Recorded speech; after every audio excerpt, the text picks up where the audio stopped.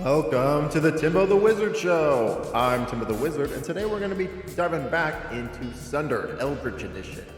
We're going to see if we can make some more progress in this roguelike Metroidvania fusion baby thing.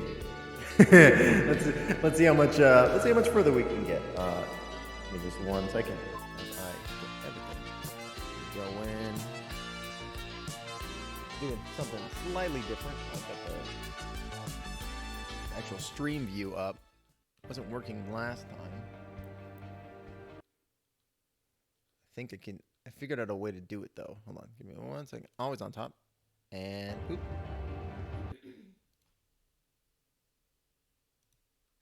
Hold on. I figured this out. Give me 1 second. So we have this full screen, and then always on top.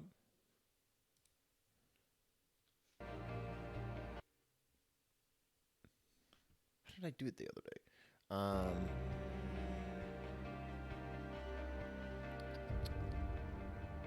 make sure I'll switch.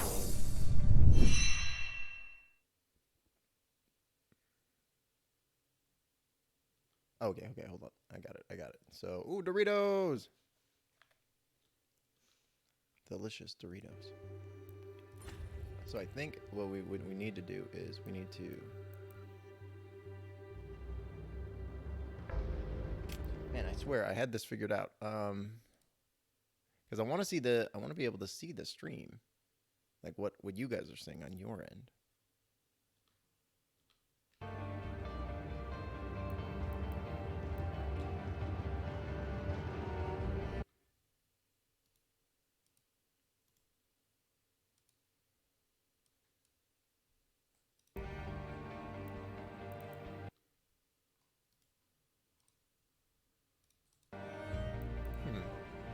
For some reason, when I hit window always on top, it's not putting it on top.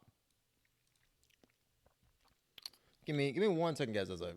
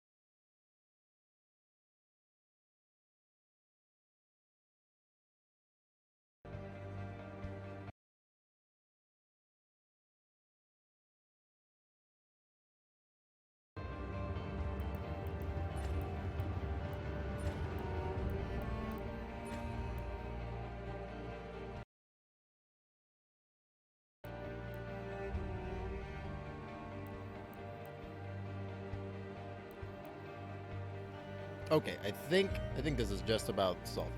So I think this is about as good as it's gonna get. So I think it should be fine. All right.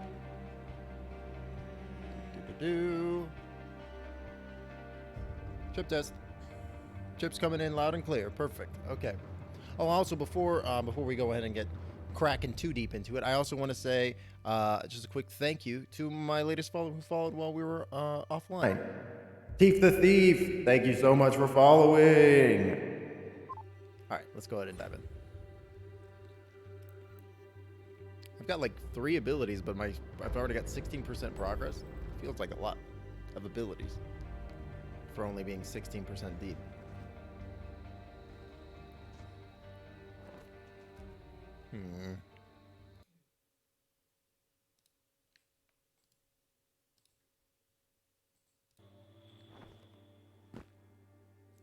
Okay, so, how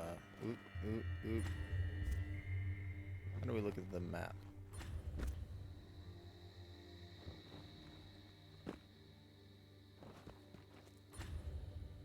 China Sanctuary. What are the buttons? Gamepad. Shoot. Map. Oh, map's right trigger. Or left trigger. Okay, well done.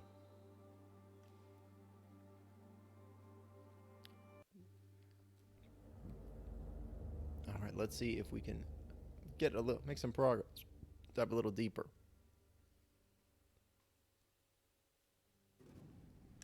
Yeah. So that's these are gates that I can't get past. Not sure what the mini bosses and bosses. Huh. I mean, I'd say theoretically I could. Oh, I guess probably you need to get to that, get that power up, the ability, in order to be able to get to that one specific boss. That's where I started. That's unseen. That's also unseen. It's over there. And that leads into a completely different direction. So we got a couple of different ways to go. Let's go to the closest way first, which is to the left. So we got a swipey swipe, we got a dash, we got a roll. We got big old cannon. Okay.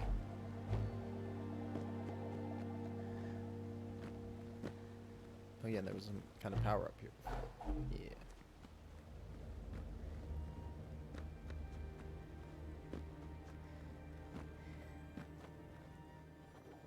Oh, and I got a double jump. Oh, and I can wall jump. Yes. I remember how to play this game. Definitely didn't get wiped from my mind over the weekend for whatever reason. Yeah, give me them crystals, give me them gems. Get out of here. You cute little tentacle boy. Oh, you know, that's a game I should play. I haven't played Day of the Tentacle, but I hear that game is really good. Like classic LucasArts. It was also made in production with somebody from Double Fine, right? Like, didn't Tim Schafer work on that a little bit? Or am I thinking of a different game? I know, maybe I've been confusing The Legend of Monkey Island? Because I know Monkey Island was a Tim Schafer game. You know. Isn't it? Oh god, now I gotta check. Day of the Tentacle. Let's start with Day of the Tentacle. Day of the Tentacle. You know it's not a Timbo the Wizard stream unless I'm pretty much immediately Googling something. So, Day of the Tentacle. So, Day of the Tentacle is on the Double Fine website. 1993, developed by developed and published by LucasArts. Hey, yeah. Dave Grossman and Tim Schafer co-led the game's development. Yep. Oh, and it was their first time in such a role. Wow. They freaking crushed it. That looks like Tina. How funny. So yeah, so it was like one of Tim Schafer's first produced games. And isn't that game supposed to slap? Isn't that game supposed to be like excellent? Like I know they made a remake of it or a remaster of it recently, and I heard it's really good. What about Legend of Monkey Island? I like how when I search Legend of Monkey Island, the next, like the most search result directly after that is walkthrough. It's the first game in the series. It was created by a collaborative effort among Ron Gilbert, Tim Schafer, and Dave Grossman. Oh, so Dave Grossman worked on that too. Wow. Oh, and he worked and Telltale, and Dave Grossman worked at Telltale. Interesting. Okay, cool. So yeah, it is just like those classic 90s point-and-click adventure games. Oh man, I'm so excited for the new Psychonauts game. I'm so amped for that. It's gonna be so good. I just love like all the trailers for the new one. Just have like they've shown that they've decided to keep the fantastic like original aesthetic, which I love. And they're just like, yeah, and we're just gonna make it look amazing. We're just gonna make it look even better. Like not in terms of like making the graphics more realistic or anything like that. No. We're just gonna make everything look like 5 times sharper and like have more detail and stuff, but it's still gonna be the general kind of vibe and look of the original Psychonauts, which is awesome. What a great series, or what a great game that was back in the day. Like I feel like it's just like one of those games that like it went on to inspire like a huge amount of other games. You know what I mean? Like it was one of those games that like it had ripples, you know, like chucking a big old stone into the middle of a pond, right? It's like it had a huge impact on other games and the medium and the culture associated with those types of games, right? It's really, really cool. Really cool. Also, the game is basically Inception for children, which is amazing. Like, what a great idea. And there's like so many. I played the game recently. I did a replay through of Psychonauts, and the game like holds up. Actually, it's like pretty solid. It's like just a cool like 3D platformer collectathon with like amazing world design and writing. The writing in that game is so good. I feel like there should be like a term when something is like intensely quotable, right? Like, and there's just so many intensely quotable lines from. Oh, I can't go this way. Son of a beanbag. There's just so many intensely quotable lines from like Psychonauts, right? Like, I'm the milkman, my milk is cold and delicious. Like, it's just like there's so much good stuff going on in that game. I love it. What are some other good quotable lines from that? Maybe I'm just a milkman stan. Who would have guessed?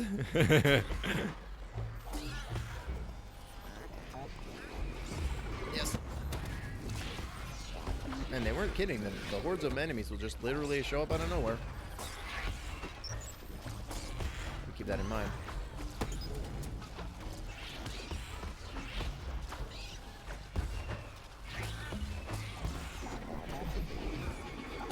Oh, you can interrupt them out of their attack.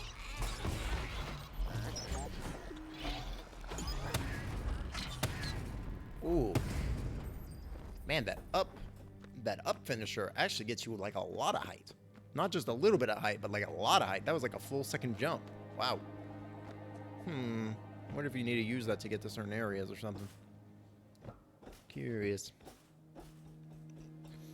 But yeah, I love the way that like it's like a lot of older games, they wear their they were so influential and like important for the time, and like newer games they'll just like absolutely wear their inspiration and they, you know, the impact that they've had on their sleeve, which is really cool. Like how many games like after Shadow of the Colossus came out, how many games were like, yeah, and now we're gonna do a sweet climbing mechanic, you know, like where you climb the monsters. Like it's just like one of those like incredibly influential games that like was somewhat like if you kind of look back at it now, it's kind of a little bit considered a little simpler, but that's because like back then it was like this was like crazy, you know. And it's just like one of those things too where it's like you're playing something that's older, right? And it's like when it came out, it looked incredible, right? You were like, wow, this is like photorealistic. I'm like standing on the battlefield of like playing like any old like shooter or something like that, right? It's like, oh my god, this is like, I feel like I can feel the grit on my face, you know, and like the you know, the weight of the machine gun in my hands, you know. And it's like, and then you look at those games nowadays and they look like they look just terrible, right? But it's like, yeah, but it was like revolutionary for the time, right? There was nothing else like it, you know. When people were saying, man, I don't know how graphics could ever get any better than this, and they're talking about like literally Amiga level graphics, you'll just say, yeah, because it was incredible. It looked amazing, you know. And it's just like, I don't even think like spoiled is the right word, but it's just like it's just different now, you know, because it's like everybody has these different expectations on games now, and like how they should look and stuff like that, to the point where it's like Minecraft, which is like a classic style looking game, was smeared like initially for being not like fancy looking enough. And now Minecraft is like one of the most popular games basically of all time. Like I almost feel like Minecraft is like, I mean, maybe it's a little bit of a weird sentence, but I almost feel like Minecraft is like kind of like the new chess, you know, where it's like it's just gonna. I feel like it's gonna exist for centuries. You know, I feel like it's gonna be one of those things that it's like a cultural touchstone, where it's just like, yeah, I mean, you know what chess is, right? Like it's like that, you know. It's just everybody is aware of this game, which I think is really cool. You know, it's like we talked a little bit last time about like modern mythologies and stuff like that, and I feel like that applies to Minecraft, right? Except in Minecraft, you're like, because of the nature of the game, where it's this creative experience and you're crafting and generating all this of stuff of your own, right? It's like you're kind of building your own mythology, which is really neat, you know. Like when you and your friends are all building together in like a server, right? The like the world and the stories that you build, like, and the buildings and like all the just your impact on the land is your mythology, right? It is your story, which is just really, it's really neat, because it's like, I really like the idea of like taking something else and making it your own in such a way that it's like it becomes like legendary in your mind, right? Which I think is true of Minecraft, right? Like some people have built some incredible stuff in Minecraft, like literally amazing, like, and these like mythologies that people build together are like a part of it, you know. It's pretty interesting. It's pretty interesting stuff. Whoop. The same kind of goes for like something like D&D or tabletop games too, right? Because it's like the you're building this mythos together, you know, and like the idea of building this kind of shared world where you're all kind of in semi-agreeance with each other, but like maybe your own versions of it are slightly different, and then those versions kind of merge together, or as they become relevant, they come out, right? Because like, oh shit. Because reality is kind of like that, you know? Reality is kind of different for everybody's perspective, you know? Because everybody has different experiences, and you can never, as a human, can never see anybody else's experience. Like not truly experience it, you know? It's kind of more conceptual. Ooh, thing. Now I can. No, you son of a... That's part of the reason why I like tabletop games so much too, is because it's got this like, it's got this feeling of you're building this shared world together. Your imaginations are like kind of coalescing together a little bit. You know, everybody is kind of responsible for telling that story and that and what's going on in that world, and what your interpretation of what's happening is just as relevant and just as real as somebody else's interpretation, even if your interpretations conflict with each other, right? Armory. You know, in my mind, I don't really see the issue. In fact, it makes sense to me that like you would have multiple different perspectives from the different players and stuff, right? That everybody would be thinking something different, or like have a different viewpoint about what's going on, because not only are they playing different characters, I would assume, right? Unless you're doing something wacky. But you're also going to have like the different. Oh God. The different players are also going to have these different perspectives due to the fact that they're playing different and unique characters, right? My Christ Almighty. This is insane. Get ready for the gun.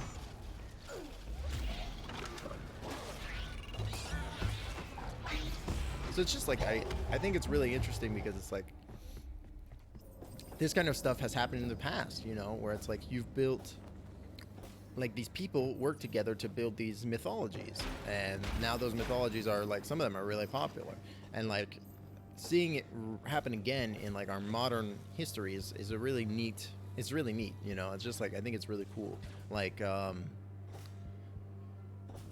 was super surprised to find out that like oh God, that H.P. Lovecraft and the author who wrote Conan, they actually were kind of intending that they, I mean, I think it might have just been like a, you know, not a meme, but like a an Easter egg for the people who read both those, because both Conan and H.P. Lovecraft's stories were published in the same publication, right? So they actually knew each other in real life because of that fact. And so when Conan, oh, I can't go down here, shoot.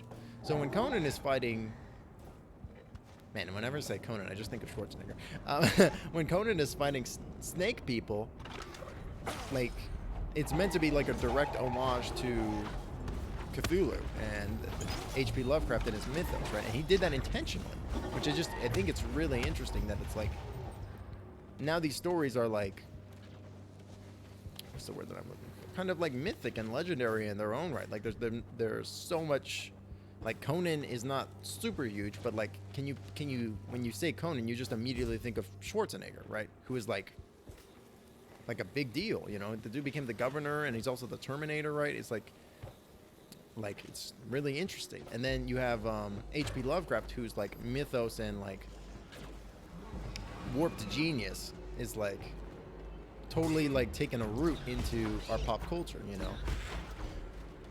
Which is not to say that just because the dude is a genius doesn't mean he's also a piece of shit dirtbag racist, but you know, you know, it's like,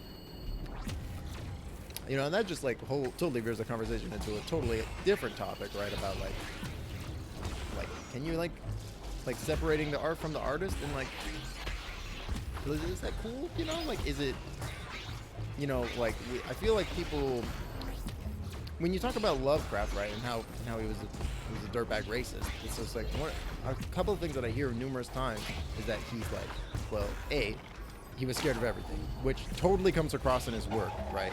He was scared of literally everything, you know, which includes other races of people, other countries, etc., etc. And that vibe absolutely exists in his work too. He's just totally scared of the other, right?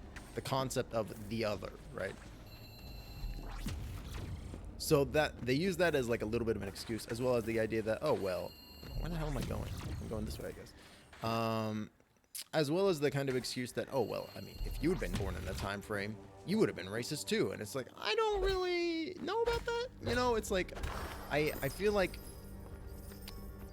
you can say that somebody's work is great and brilliant without also complimenting that person too, right? Like you can definitely do so, but you need to do it with the caveat that, yo, this person also did and said some fucked up shit back in their day. You know what I mean? It's like, and acknowledgement of that fact is, I think, incredibly important, because it's like, yeah, I mean, the work that they produced is great, but also they were a piece of shit. So, you know, take it with a grain of salt too, because it's like there are tones and themes in his stories of like xenophobia, racism, you know, that makes sense for the time frame, but also I don't think that it's acceptable to excuse that by being like, well, it was the racist past. It's like, I mean, yeah, it was a racist past, but it's still racist now, right? Like, I just feel like judging that kind of stuff through a different lens of being like, oh, well, it was the past. The past is the past. It's just like, well, I mean, but yeah, but people were racist in the past too, and that doesn't make it right, you know? It's still wrong. Just because the dude created some great works of fiction doesn't mean that it was okay that he was a dirtbag, you know? It's like, and this totally applies to like modern writers too, absolutely. Like we talked last stream about J.K. Rowling and how it's like, I'm having the trouble like even like reading Harry Potter anymore, because now I just associate it with her turf ass, and it's like, at that point I think it's because it's a little bit too personal for me. I can't even stomach the idea of going back to the series, because it's just like it feels like a personal insult, not to me, but to, you know, people that I know, people that I care about, that are my friends. And it's like, you created this work of fiction and it's amazing, but also now you're being an asshole. And it's like, how can I, in good faith, still be excited about your properties? How can I still be like, oh yeah, they're working on a TV show, a Harry Potter set TV show for HBO. Oh yeah, I'm definitely going to watch that, when I know full well that because of the fact that J.K. Rowling owns the rights to Harry Potter, she's going to receive funds from that TV show. And then who knows what she's going to do with it, right? What if she does something awful with that money that, like, I didn't like give her, but like was funded based on the fact that I was watching the thing, right? And it's like, can you see, that's where it gets like really tricky. It's like, can you excuse the art from the artist if they're still alive and profiting from it and doing shitty things? Because I don't think that you can, you know. At that point, it's a little bit of a different conversation, because you're like, person doing bad things, but I still like the thing, so I guess I'll continue to support them. It's like, I don't know about that, you know.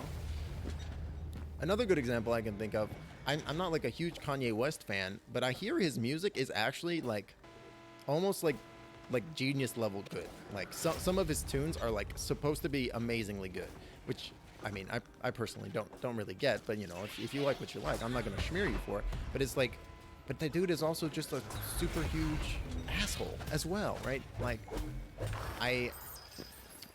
again, one of those things where it's like, how can you differentiate the artist from the artist, art from the artist, when it's like, he's a jerk, you know? Hey, these must be more people that were that kickstarted the game or something, or maybe they're developers. I don't know. Thanks for the thing. Eldritch entity traverses your foes. Oh, that seems cool.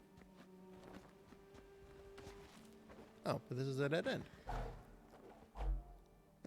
So yeah, it's just like, it's just one of those things, right, where it's like,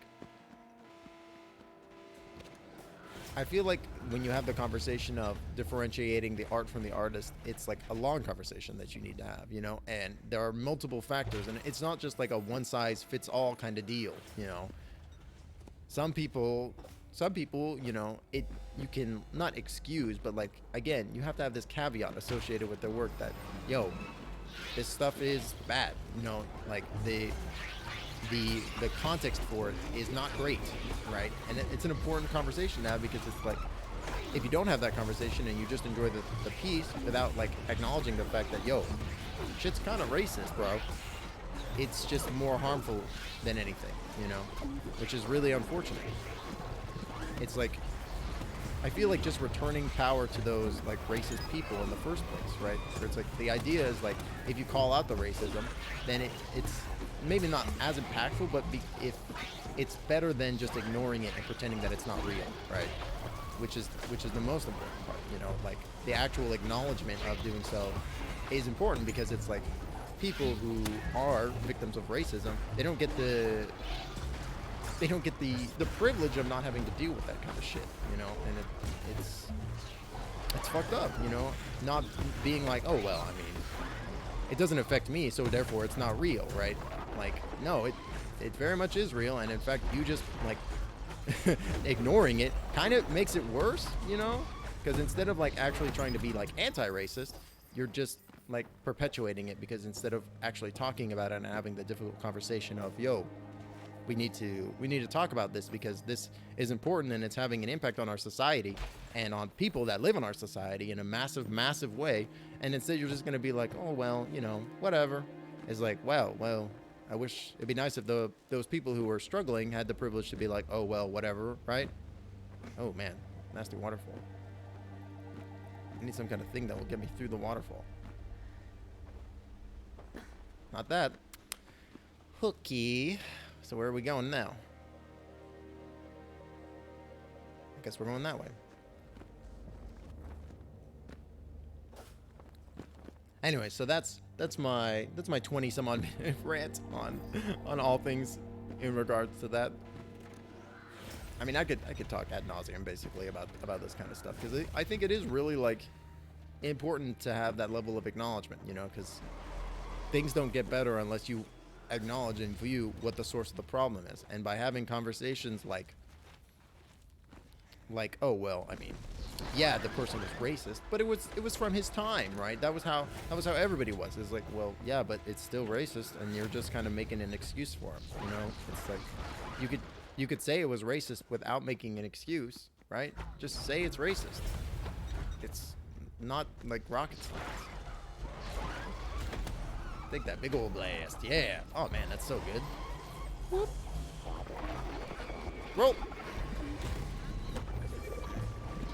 I mean, it's just like one of those things. Kazzy! Hey, Kazzy, how are you doing today? Oh, no. I'm going to get my butt handed to me by all these guys. Oh, God. Why did I do this combat arena? I'm so dumb. I had 5 health. Oh, God. Seems like the perfect time to do a combat arena when you got 5 life. Yes, yes, yes. Bringing it back a little bit. Like the special guy. That special guy with the yellow, he's a real pain in the butt. Oh, I see an emote. An emote just floated past my screen. Pause. Doing good, Timbo. Looks like you're having fun. Yeah, right? Ah! It's just like, welcome to the F zone, right? Jesus Christ. Oh, God. About to die. Jump away. Whoa. Gotta get my shield back. No. Oh, man, I'm out of ammo for my big chonkin' gun. That's a big old problem. So basically, I just ran to this entire right side to find an item gate that I need a specific power up to get past, and now I'm running back. So it's kind of a good thing that I died, to be honest. And now I can level up. I've got a lot of shards, too. A lot of shards. Let's go ahead and... What gives me another slot? Cannon damage is already really solid. What's gonna give me another? I almost said another emote slot. What's gonna give me another freaking perk slot? There we go. Words. Oh, this one. Okay, great. Oh, sweet. I can already buy it. Excellent. Increases odds of finding shards. That seems very strong. Give me more money. 22,000.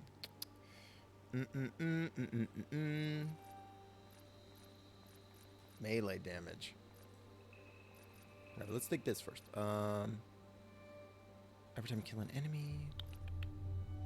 So I think I have... Oh, I've got the luck one on right now. I don't want the shield elixir. Convert their shards into health elixirs. No. That seems fine. Give me a little bit of life steal. Melee damage. I mean, more damage is usually more good. More damage, more good. Increase likelihood of finding shards. I'm gonna buff that, actually. What's this one? Number of charges before... Oh, reduces? Oh, that's very good. And that needs 850. Okay. Job done. Oops. It's epic now, net. Whee! Alright, so... Where can I go? Can I go this way? Let's go that way. That seems like a pretty straightforward path.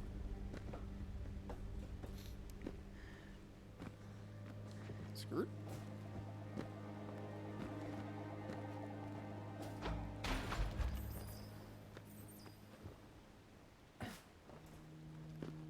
Man, I've kind of lost my train of thought, but I think we were kind of talking about, like, you know, divorcing the art from the artist, right? And that can be kind of tricky.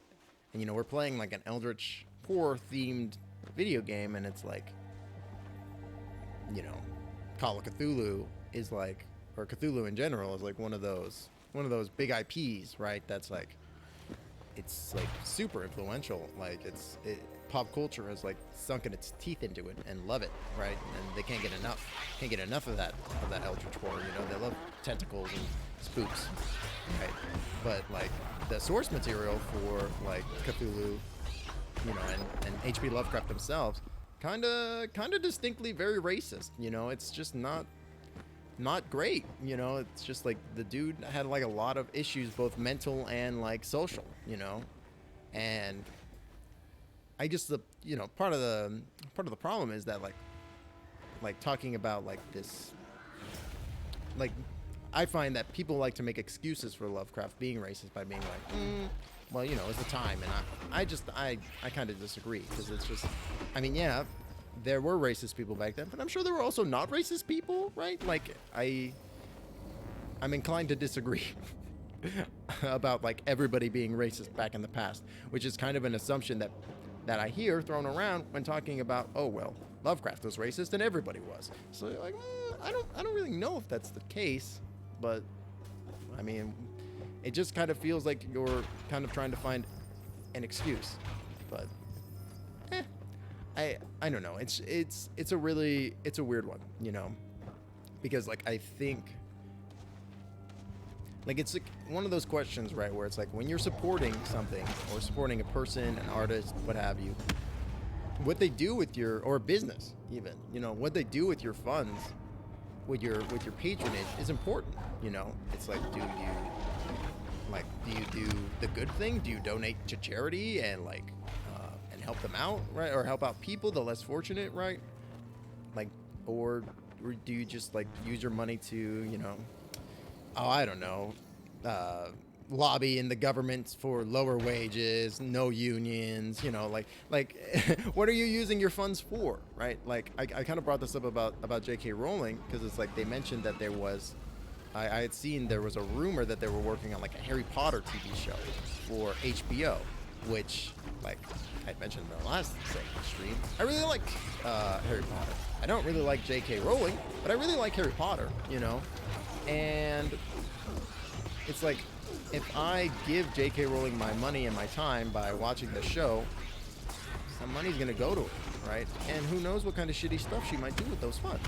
And I just like, you know, you don't get to like,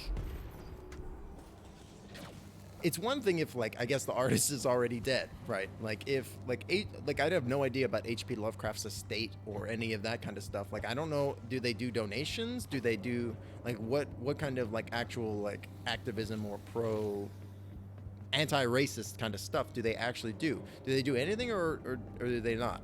Because I have no idea. Oh god. Oh man, another freaking gate. Where the frick am I supposed to go? So there's a boss right here, but I can't get to it. There's a mini boss right there. Maybe let's go there. Ah, yeah. This is the second dead end I've gone to. But yeah, it's just like, if you're gonna do something shitty with my money that I'm giving you because I like your thing, I don't want to give you the money, right? Even if I like the thing that you're making, I don't want to do that because I don't want to, like, I don't want to be associated with that, right? I don't want to have this thought in the back of my mind, yo, because I gave this person money or because I supported them via like watching their show or buying their books or, you know, whatever, that you're like not like you're not like intentionally, but you're kind of tangentially like doing not something bad, but like assisting in the doing of the bad, I guess. I don't even know. Does that make sense? I think that makes sense. Because it's like I don't want to tacitly support something that I disagree with, right? I don't want to tacitly support something that I think is not cool. I can't go down that way. You know, or tacitly support people that do uncool things, right? Like, it's just like, it's just one of those things, right? Like, for example, I know that, you know, this might be, oh shoot, I go this way. This might, I don't know, like, I know they don't have like Chick-fil-A all over the place, but they have Chick-fil-A where I'm currently living at in Florida, and I don't eat Chick-fil-A at all because of their bullshit, like anti-gay, you know, they have a lot of issues.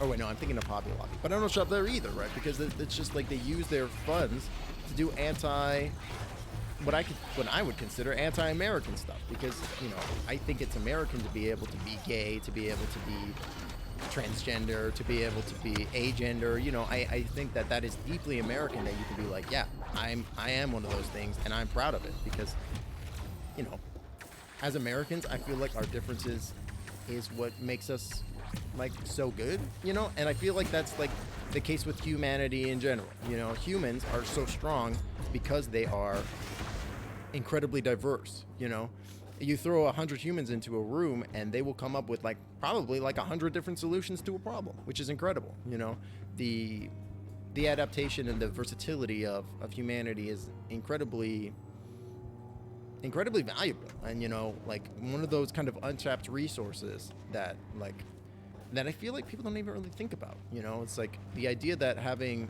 multiple perspectives is very powerful. You know, that can be power, right? Because it's like if you're bashing your head against an issue, and then somebody comes in and says, oh, well, have you tried flipping the problem upside down? And then that works. It's like, yeah, I mean, I would never have thought of that beforehand, but because you're there, because of this different, interesting perspective, suddenly things become, it's just like different avenues for success, different pathways forward, right? And it's like those different avenues, those different pathways are important for us as a species, right? Especially since we're facing like these huge hurdles up ahead, I mean, and that hurdle can be like literally anything. It can be used to describe most things, right? Like you could describe global warming or white supremacy or like literally any number of things with these issues, or the threat of AI, or deep fakes. It's like we're coming into this, I don't want to say scary, but I can't think of any other word to really describe it, of this like kind of scary future of, like things are rapidly progressing in a way that if we don't get a handle on things, it's going to spiral out of control. We're going to, like, the singularity is meant to happen in like less than 20 years at this point, and it's like we're already fucking shit up. We're already, it's already not going super hot, and it's like I guess I'm just like a little nervous that like, oh hey, eat orb, yes, a way to go. Huzzah! I guess I'm just like nervous that like, humanity is already kind of like messing, not humanity at large, but a certain subsection of humanity that is in control of a lot of aspects of humanity, wealth, commerce, etc. They're kind of fucking things up for the rest of us. It's like, I would like to get to this utopic like world where it's like everything is run by robots, and like, I want to get to that Star Wars reality, right? Or it's not Star Wars. I want to get to that Star Trek reality where it's like, yeah, and you don't really need to even work anymore, right? Because it's just like you have a replicator, and the replicator makes everything. It makes everything that you could possibly want. Everything else is built by robots, and that's part of the reason I really like the Star Trek philosophy and their whole world design, because it's like, yeah, when things stopped being tied to commerce, when things stopped being tied to capitalism, suddenly, instead of having everybody focus on, I'm gonna make $1 billion, and that's gonna be the only thing that matters to me. Instead, it started like the focus on in Star Trek society isn't about making money, but it's about improving yourself, right? And that's kind of like one of the major themes that comes across in the show, right? That these are people that are like not the best of humanity, but humanity that is trying to improve itself and become a better version of themselves, which I think is oh god, Endless Horde's proving grounds. This is scary. Which I think is a really fascinating theme to have in a show like that. Like these people, they don't care about money, and they're not doing this for profit. What they're doing it for is they want to make themselves better. They want to make humanity better at large, which I think is fascinating, right? I think that's such an interesting prompt, because it's like their entire society has refactored around this concept, right? Of we're going to improve, right? We're going to make things, we want to be better, and their society is based around it too, because that's what Starfleet is, right? Starfleet is all about, we're gonna go into space, and if you want to accomplish stuff for yourself, this is a great way to do it, because Starfleet has these options and these opportunities to get better at doing stuff. But if you don't want to join Starfleet, that's totally fine. And you want to become like the world's best baker? Absolutely. You want to make the world's best non-replicated bread? Totally, right? Like, I really like that, the way that, oh god, there's so many guys here. I really like the way that Star Trek has like handled that, where they're like, yes, money isn't the end all be all in this universe, and instead it's self-accomplishment and self-worth, which I think is just like such a fascinating concept. And it's all because they live in this post-scarcity environment, right? Where it's like you don't need to worry about food or money or resources, because you just make everything via a replicator, right? Right? Just everything is made via replicators. And like, if you want to get like, treasure, if you want to get some like handmade artisanal stuff, I'm sure it totally exists, and I'm sure that's still like a huge market.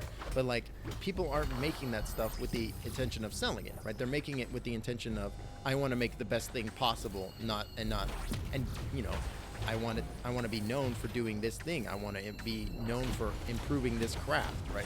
Which just like, I think that is such a fascinating concept that is totally possible to achieve in the real world.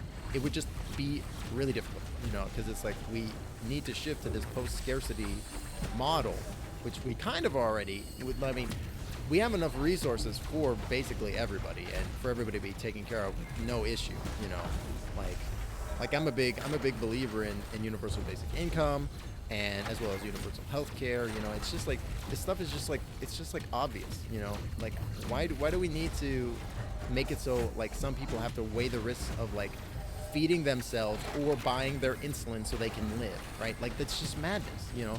And I mean, this is absolutely an America-centric thing, but I think there's there's other problems in other places too, where it's like you have to, God, you have to like weigh these pros and cons of like sometimes you literally living, and it's just crazy, you know. Like we have enough, you know. And saying that we don't have enough is just a lie. When you say that we don't have enough, and then we dump like $1 billion into the fucking war budget every goddamn year, you know, more than that. Every year it's like $1 trillion into the war, and it's like, imagine what would happen if instead of dumping all that money into the war, we gave everybody universal health care or universal basic income, or we dumped all that money into NASA instead. Imagine if we dumped dumped the war budget into NASA. Like, every dollar that you put into NASA becomes like $5 on the market, because they make this incredible innovative technology that's super important and good, right? Like, you get like that's where microwaves and Velcro and like all this other really important stuff have come from. And it's like, oh God, oh man, I was doing so well. Shucks. All this like super important stuff comes from NASA, from just them having money and being like, okay, so we're trying to do this thing. And then they come up with a really innovative and interesting way of doing it. And then those like breakthroughs are they're totally relevant to the rest of society, and like they can be used and patented and for other things, which is like, it's just like, it's one of those things where I don't get it, dog. Like, y'all should, like, if you literally have a money printing facility, right? Just give money to NASA and NASA will make you money, right? Like, I mean, I'm sure it's not that simple, but sometimes it literally feels that simple, right? And then also we get sweet space exploration stuff going on, which is dope. Space exploration is awesome. It's so cool. And like, I mean, I know the actual reason. The actual reason is because we live in a freaking war engine, and all the money that doesn't go to that is like, needs to be like talked about through committees and et cetera, but if it's not to the war, we have a big problem. But if it's to going to people or to science or to the arts or anything like that, oh no, well, we need to have a 5-year long discussion about that, and then we're gonna deny it, right? It's just like, what are y'all talking about? Just give NASA money so they can make sweet stuff. It's not complicated. Like the freaking Perseverance rover that just landed on Mars. That stuff's so cool. That's so neat. Like, it's incredible. And I also feel like people have this perspective about NASA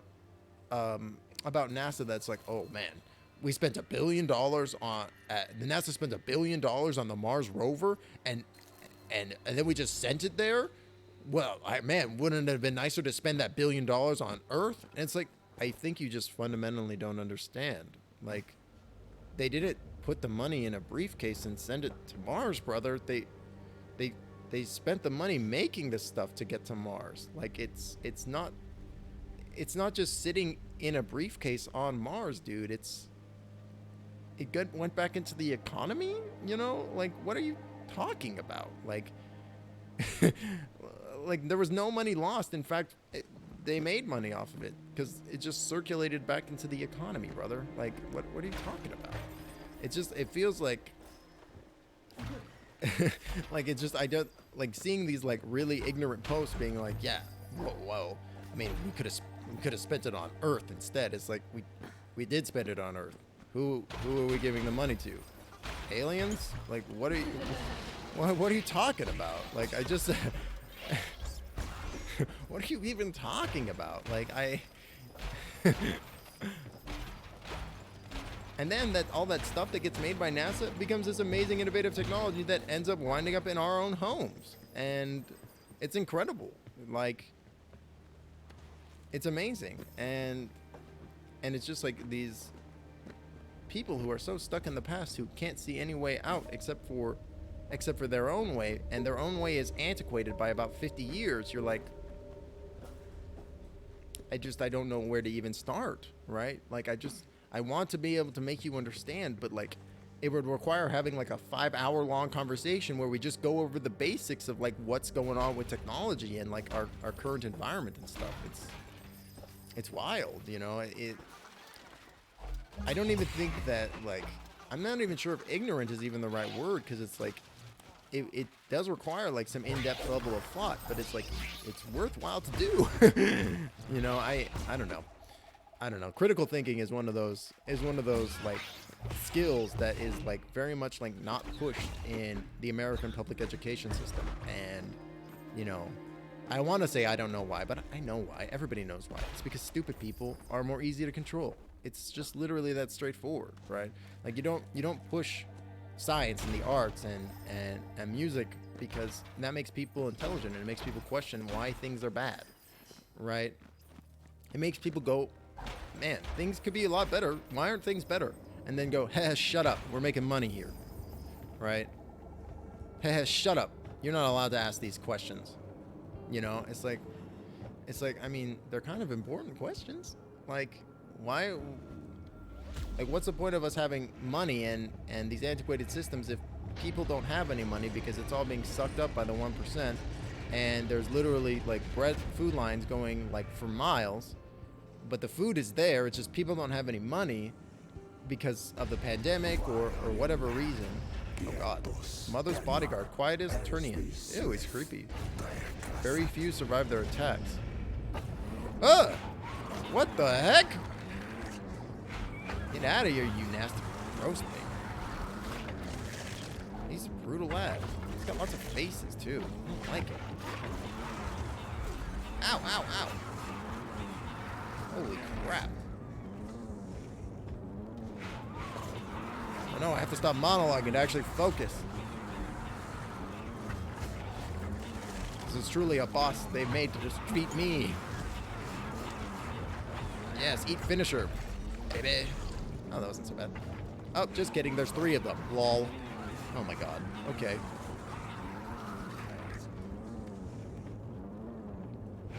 You know, and it's just like it's one of those things, right? That's like incredibly obvious. If you think about it for more than a second, why don't they want to make things better? Why don't they do so? They have all this power, this ability, this money, right?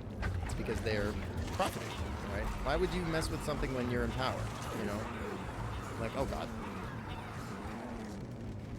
Like here's a fantastic example. The electoral college system in America is completely messed up and racist. It's completely racist. It's been racist from its inception. The whole 3/5 compromise. It's like the most incredibly racist thing.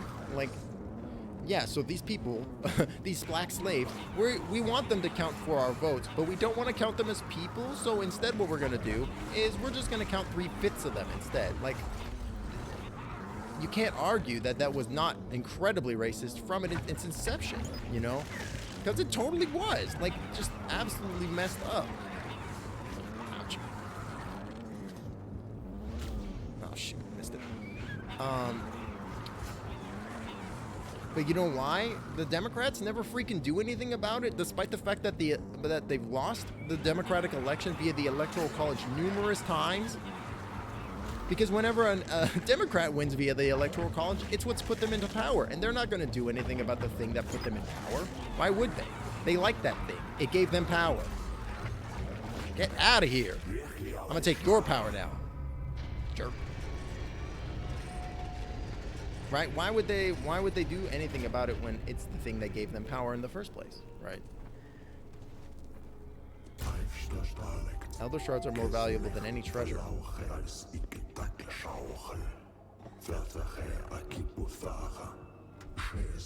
Bring one to an ability shrine and uncover the true breadth of my power. What does an ability shrine look like? Oh, probably the thing that's glowing purple on the map. Oop!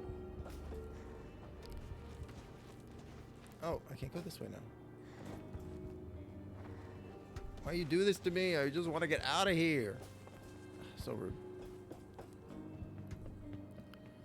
Man, can I just go back up? I don't know. I'm just like, I feel like I'm just monologuing at this point about random stuff, and it's like, I just feel like, you know, especially I felt like this before the pandemic, but I feel like especially with the pandemic having hit, it's like it's really, you know, American society specifically was already like in basically deep shit. You know, it was already having a huge issue, and then the pandemic hit, and it was like pouring gasoline onto the fire. You know, it's like it's just exacerbated this situation to the point where things have become untenable. You know, and it's like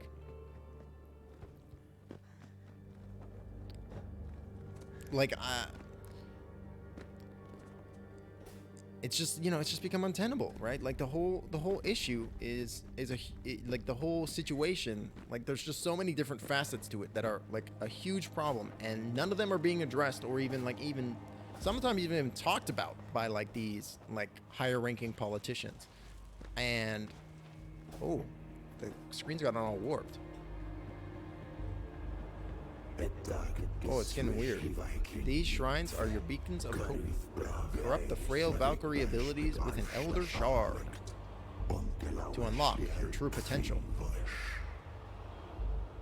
Bop.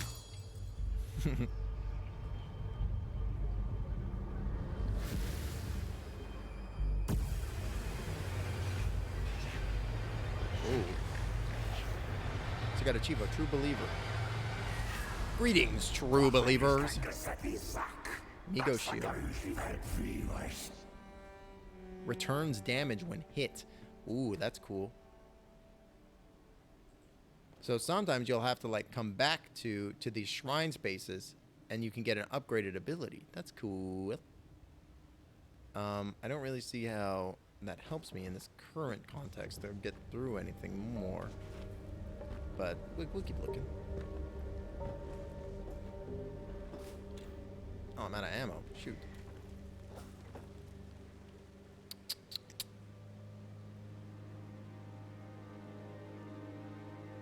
I don't know where to go now. I guess get more ammo and keep going this way. Or maybe I could go up that way. Oh, but there's no door there. I could go around about there. Oh man, I feel like that's just gonna screw me, but I'm gonna give it a shot. But yeah, that's enough heavy topics for the moment, I think. Let's pivot to something. Let's pivot to something else. Let me think. I feel like it's really easy to talk about that kind of stuff because there's so much that you can talk about, right? It's so easy to get like lost in the sauce, and you're just like trying to run away about like the faults in society, right? And it's like it's too easy target, you know what I mean? There we go.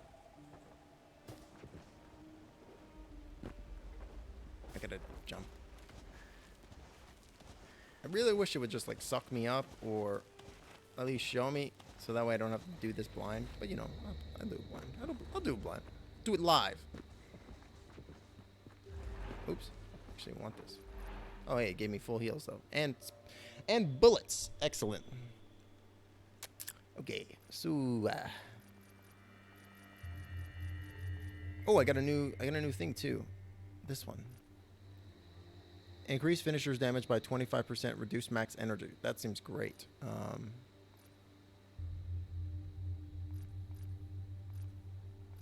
Let's do that. That seems awesome. Oops, I actually meant to like level up.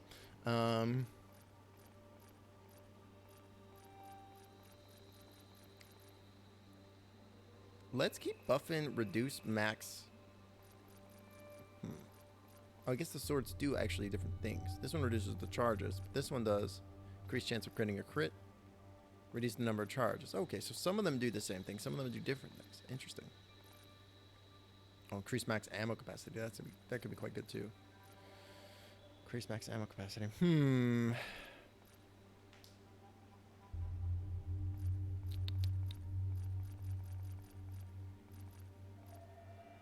Okay, well, let's go ahead and just keep increasing melee damage. That seems like a good one. These spots increase melee damage. Which I got 380. I don't got enough. So all the levels, all the like different like nodes get leveled up. Increase your maximum health by 20%. That seems really good. Or would it be better to increase my maximum health with other things and then get that? I don't know. Oh, that's interesting. I guess we'll have to play around with that. Whee. Whee. Okay.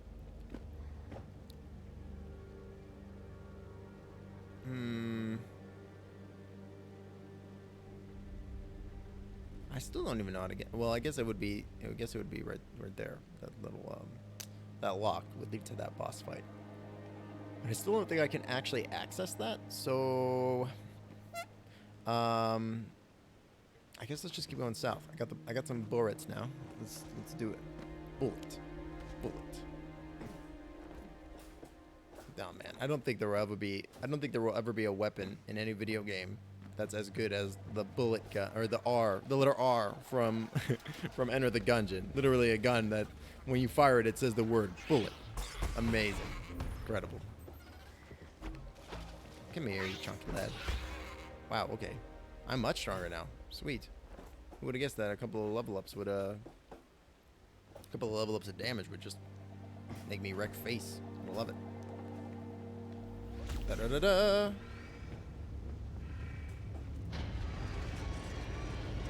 Let's go.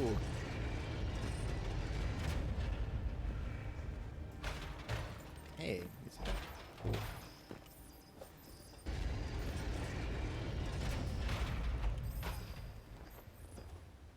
And I can't believe we're already an hour into the stream. That's wild. Because a good rant will take you.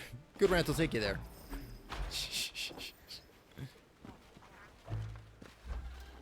What else can we rant about? I have lots of topics I can rant about, but most of them are pop culture related. Which I think is probably okay. Yeah. Do.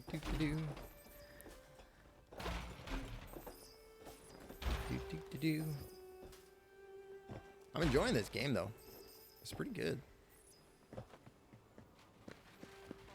Like the procedural levels, I'm not sure whether or not I'm digging that aspect 100% or not, because like I do kind of like in these kinds of games where it's like you do get this like level of map familiarity because of like when you're going through it multiple times, right? It's simple or classic Metroidvania status, right? Where it's like you got to go back through the level like 5 times in order to be able to make sure you get everything right. But you know, I think I think I'm getting, or at least like kind of grokking their the designers like what they had in mind, because it kind of makes sense to me that they were like, we want to make this like, we want to make a Metroidvania, but also we want it to be fresh, which I kind of dig. I think that it's a cool idea. It's a for sure a cool idea, and I really like it feels like a risky and interesting design choice too, which I think is also cool. I love it when designers do like interesting and riskier stuff instead of playing it safe. So they definitely do get credit. Oh god, they definitely do get credit for that.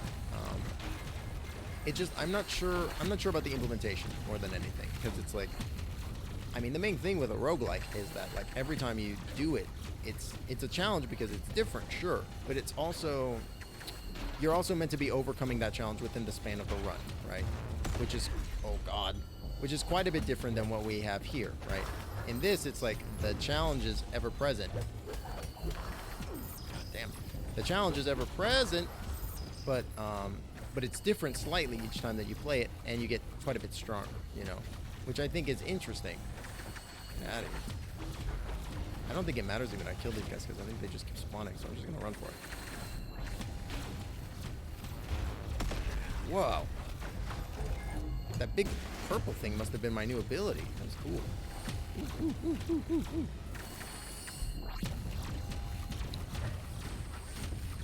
Ooh, what's this? A slow death awaits your foes. I don't know what that means. But yeah, I mean, I've played lots of roguelikes, like quite a few of them.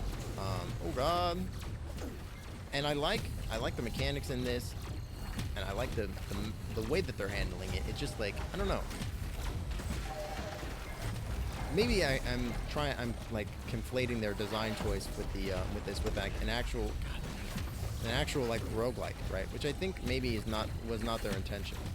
Like I think maybe they just wanted to do it like this. God. And I think they just wanted to maybe do it like this because it was like an interesting way of handling the map. God, I mean spikes. Handling the mapping without, you know, making it old hat to go through continuously. Which is a really interesting, like, I think it's a relevant like design issue to want to tackle in a Metroidvania game where it's like we don't want the game to get stale because the player is having to go through the same bloody environment 5 times, right? I think it makes sense as a I think it makes sense as a like a thing that they would want to try to not circumvent but like design around, right? And this feels like their answer to it, I guess. Ooh. Oh god. I guess I should probably hold judgment until I played a little bit further. I'm only like at least only a few hours into the game. Just run. I mean, there is a direction that I want to be going from this, right? I'm not just messing around in here for no reason, dodging lasers left and right. For the thrill of it. What a thrill. I'm searching and I'm yearning for you. But you're so supreme. Ba ba da ba da. I give my life, not for honor, but for you. Snake eater. In my time. Man, what a banger of a song. Holy shit. Oh god. I'm dead. Oh, I'm not dead. I'm alive. Get out of the room. Jump. Oh man. Dive. Dive. Get the thing. Stand firm. Rank 1 perk acquired. I'll take it. I'll smash this too. Open the door.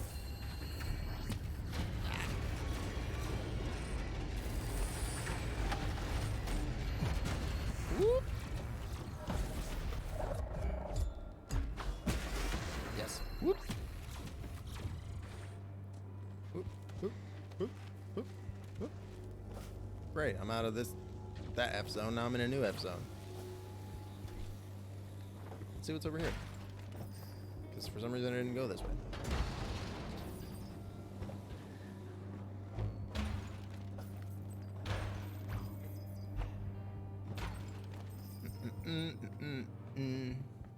Oh. Oh. What are you? Nothing I can do nothing with. What the heck?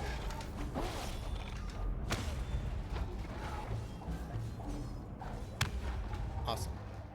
Awesome possum. Alright.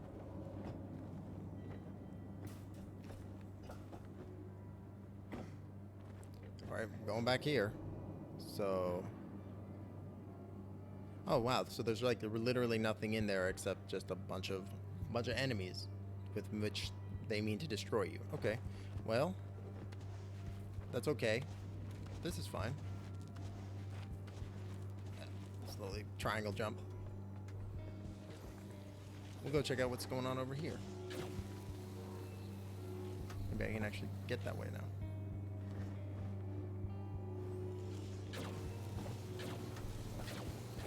Ooh, treasure. I mean, I got almost 4,000 monies. That's pretty good. Beep.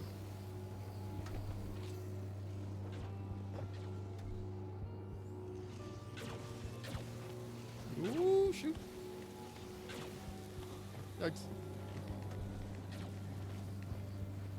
Man, the animation in this game, and just the visuals in general, are so good looking. Calm Carrot. Oh, emotes. Calm Carrot, thank you so much for the follow. Welcome to the guild. How are you doing today? Hope you're doing well. We're just playing a little bit of Sundered, talking about basically whatever comes into my mind. Hope you're having a great day. This game is pretty neat. It's got like Eldritch horror themes, while also being like a fighter. It's kind of neat. It's got like got these like multi-directional attacks. It's neat. It's very like, what's the word? I wanted to say meaty. I guess that works. Like the combat is like, bam. Oh. Pieces of the squid on the screen. So good. Oh really? Yeah, I picked this up from the Humble Bundle that's going on right now, and I was just like, man, this game looks gorgeous. Oh, I feel lucky. And it looks gorgeous, and I was like, it's made by the people who made Jotun and Spiritfarer, so I was like, I bet this game is pretty solid. And you know, just I love me a good Metroidvania. I love me some Eldritch horror vibes. Oh god. But I wasn't expecting it to be such a good like fighting game too. It's like mechanically solid. It's dope. I'm digging it. Oop. Oh god, this appears to be a. Oh wait, I just realized. Carrot, you're my fifth follower. So we got to do a celebration. Woo! Yay! Celebrate! Thank you so much for the follow. Woo!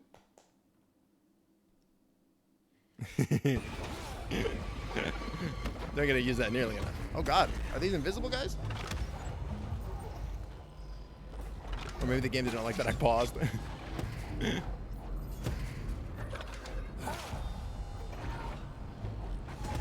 Yes. Thank you. Dandara. I don't think I've played Dandara. The name? Hold on. Let me do a quick Google. Dandara. I have definitely not played this. Oh wow. Oh my god, the first image like on Google is like of a black chick with sweet hair and like a sweet scarf. And then the next one is like a crazy pixel heart with a face in it. It looks so cool. Looks dope. I gotta play that. That looks rad. I'm a big sucker for pixel aesthetics too. I like me a good pixel aesthetic. That being said, this game is absolutely gorgeous too. I love the hand drawn vibe. It's so cool. Get out of here. Yes. Oh god, big chunky boy. Get him with the finisher.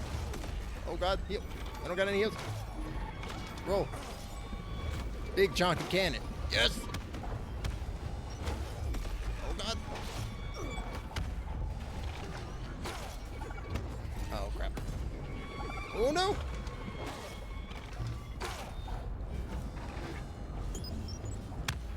Yes. This is the one. This is the one. Yes, yes, yes. Huzzah. That should open the door. That should let me get this. Oh my god, there's money everywhere. That's a lot of mon. That's so much mon. Shield Flask rank 2 perk acquired. That's my first rank 2 perk. Pog.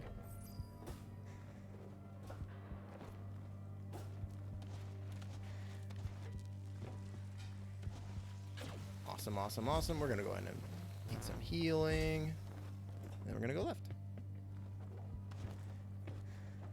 Okay, okay. So hopefully, yes, thank goodness. Now we can go this way, wherever this goes. Uh-oh. Huh. Oh, that activated the big old laser. I see, okay. I see these wires that are deactivated. Whoop. Bop. Whoop. All right. Go, go, go. Yes, money.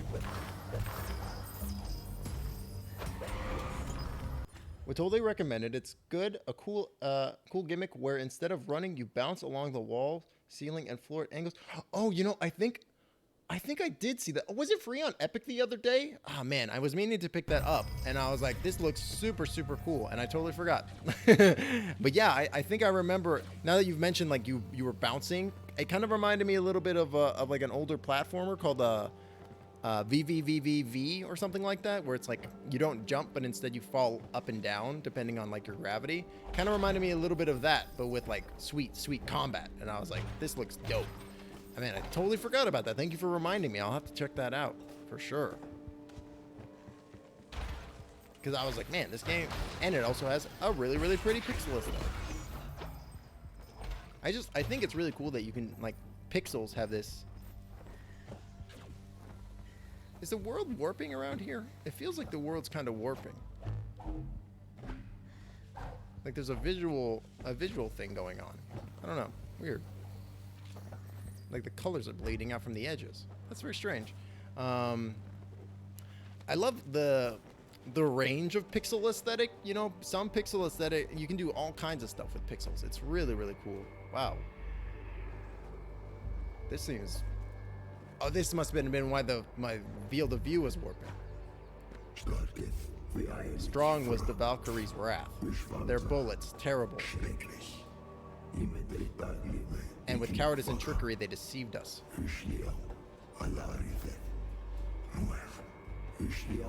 They pierced our walls and entered our cities. Cruel Hal Millar had no more dominion.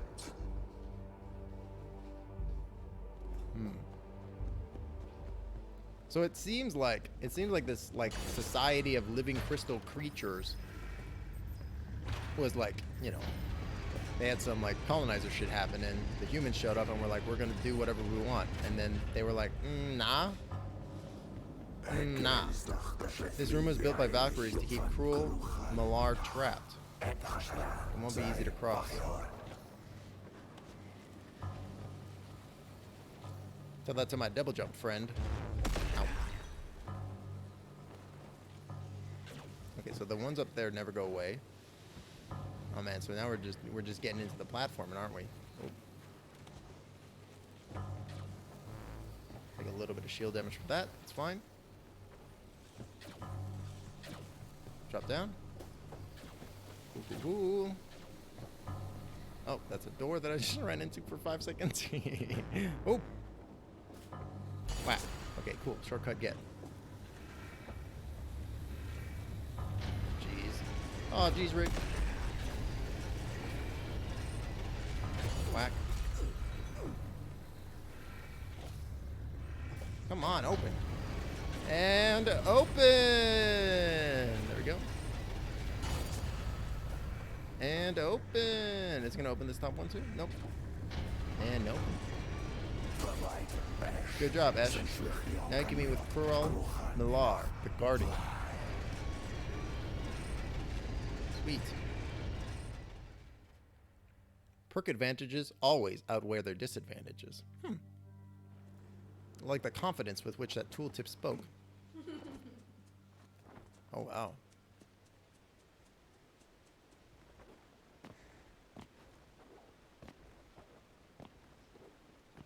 What's up here?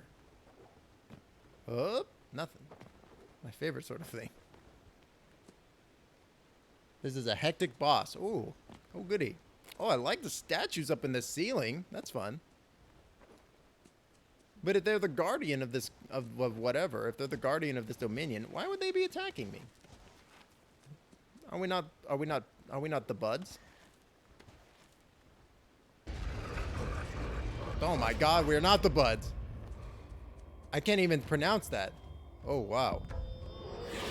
Some huge dude put a face on, and now he's becoming a tentacle monster. Oh my god, his head got slammed into the thing. What do I even do? Hit the shiny. That's what my gut tells me. Hit the shiny. Always hit the shiny.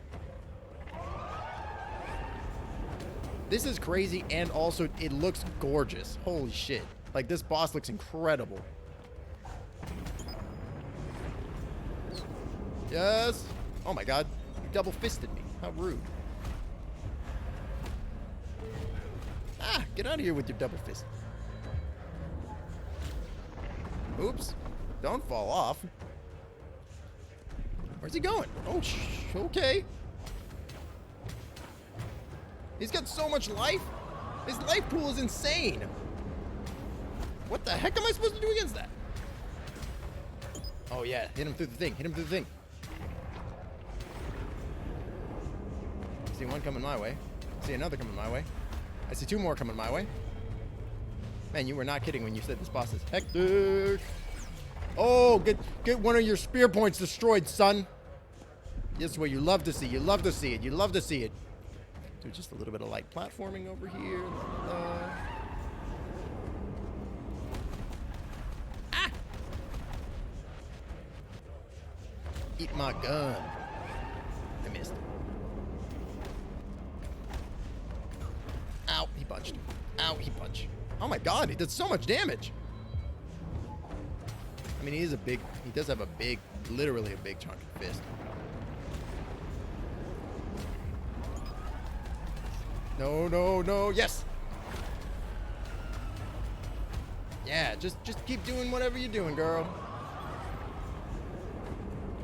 I'm gonna just, that was the pentafist. Oh my god, what are these things? You're not allowed. I disallow that. I did not agree to that. That was not in my contract. Excuse me. That's not a part of my job description. No, don't do the slam, you mad person. Get down. Seems like I can hit this thing. I can't. Oh, because otherwise monsters will keep coming out of it and they will just kill me. Good to know. Oh god.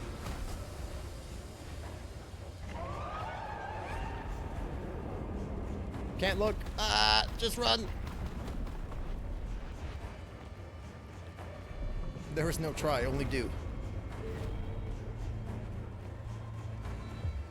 Hoop, hoop, hoop, hoop. I feel like I've kind of put myself on the back foot a little bit here for being so far out. I really could go for some life, though. Oh my god, I thought that was just going to kill me.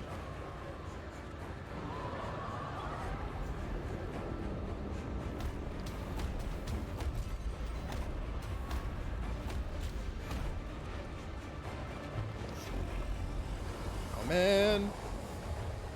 Get out of here with your nastiness.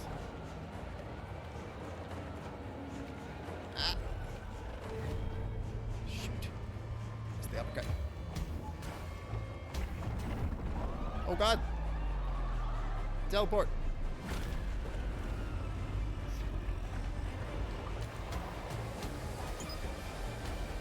Almost got it. Yes, the air control. The air control is real. Yeah, first try, baby. Sight red. Woo! You'll face fiercer soon enough. I can make it much easier, though, if you corrupt your abilities. That's right. Sit down, son. Stay down.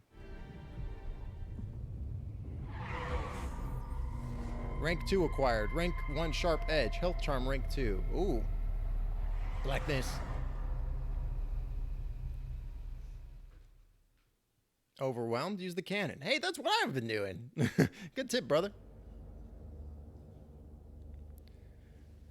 Whew, man, that was wild. That was intense. That was a ride.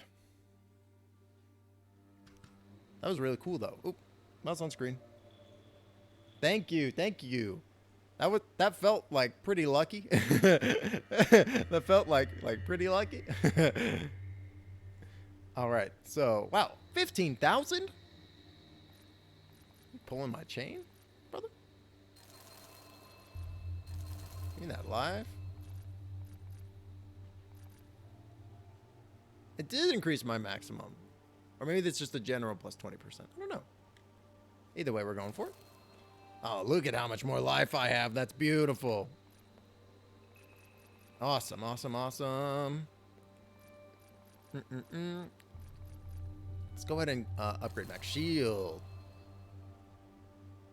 Upgrade health. Reduce damage. Upgrade max shield. Increase crit chance. Upgrade max shield. Increase melee damage.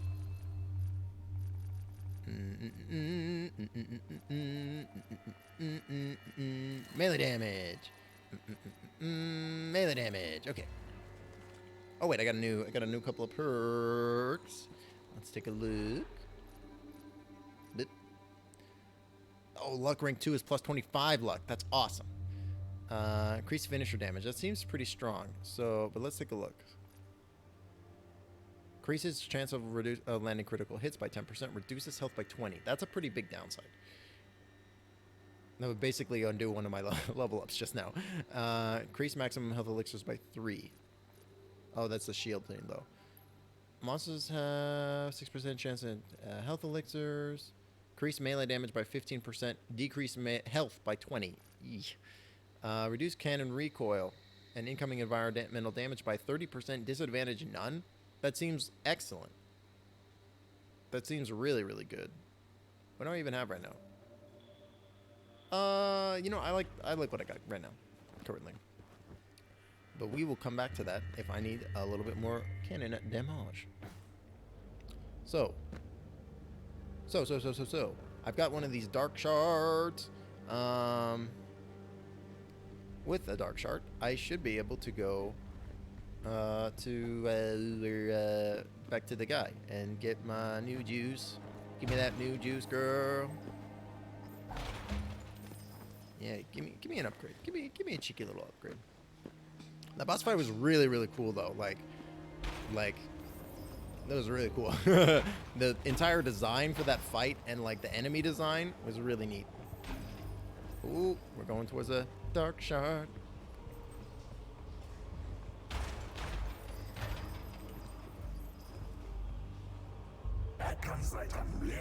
This could be so much easier if you let me help you.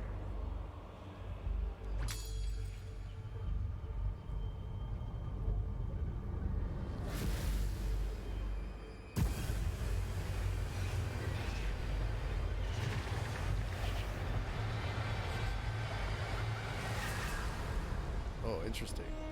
Satoga's wings. Whoa, I'm a cool demon thing now.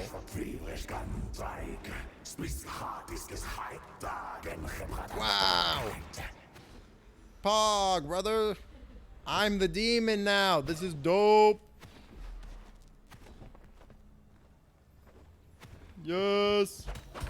That's rad. Caca. Caca. That's dope. That's super cool. Okay, great. What can I do with that, though? I don't even know. Oh, God, monster! Bap. Do it again. Bap. Lethargy leaves your spirit. Oh, right. Now it juices my rolls. Boop. All right. So where am I going? I guess we'll check out this leftermost path. Maybe I need to think, because the only other couple of ways I can think of are one with the waterfall, which I don't think. I mean, I like the wings, but I don't think the wings are gonna get me past the downflow of a waterfall if I had to guess. Oh God! The other one is a weird purple barrier, which I don't think that's like above me. I don't think I'm gonna be able to glide past that. So I guess the only other way I can really go is this way. And if that's not the case, then we'll figure it out from there. Up, up, up, Hup, hup. Sweet. That's dope. That's so cool. I love that it's like a full physical animation change too. Like I'm like a different character. Like that's wild. That's so neat. It looks gorgeous too, man. Such a simple little character, but it looks so good. Ooh. And I'll do it again. All right. Give me that sweet, sweet mud. Oh, these guys are slightly different colors. But they go down just the same. Wow, what's with this purple guy? I like him better in purple. It looks very pretty. Yes. Bop, bop. I really love the aesthetic of this game. Like the way that the way that they managed to like nail this like hand-drawn aesthetic, and like the animation is so smooth and fluid. It's like you're watching like a TV show. You know, it's like the same level of design rigor and animation rigor went into this that I would expect from like a TV show. It's really cool. Whoop. Whoop. Oh, it's starting to rain here a little bit. Here, IRL, in my real life. Up to hope nothing happens to the power or anything like that. Yikes. If the power suddenly does go out, that's the reason why I stopped streaming.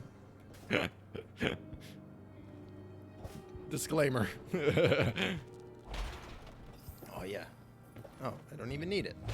I don't even need that elixir. I almost called that an elixir.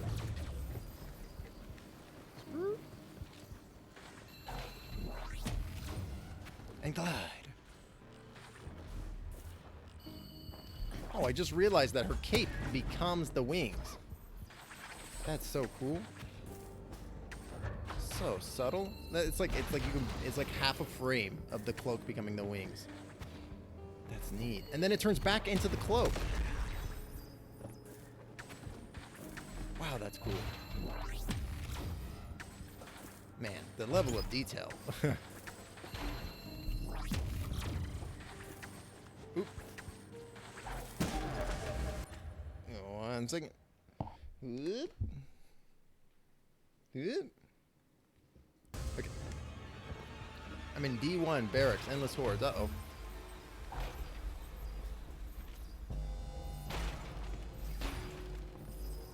I guess I could have gone this way the whole time, technically.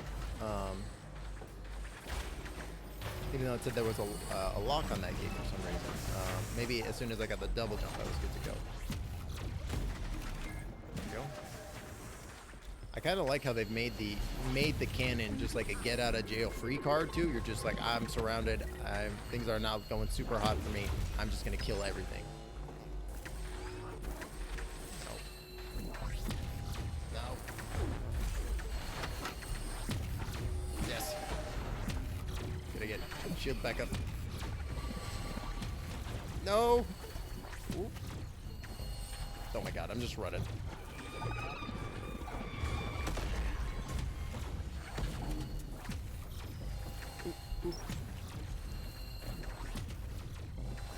Oh, there's nothing over here.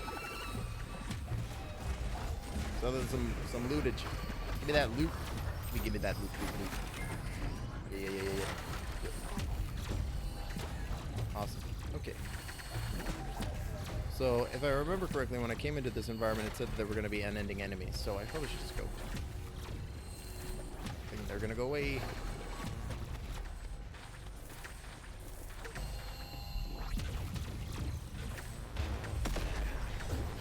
I was gonna say I wish the map was a little bit better, but then I remembered that it's my fault that the map looks like that, like this, because of the perk that I have on it. Well, if I want to see where I'm going, just take that perk off, dummy. Made my own prison. Confusion. This isn't a way to go. This isn't a way to go at all. Later. Skirt. Oh yeah.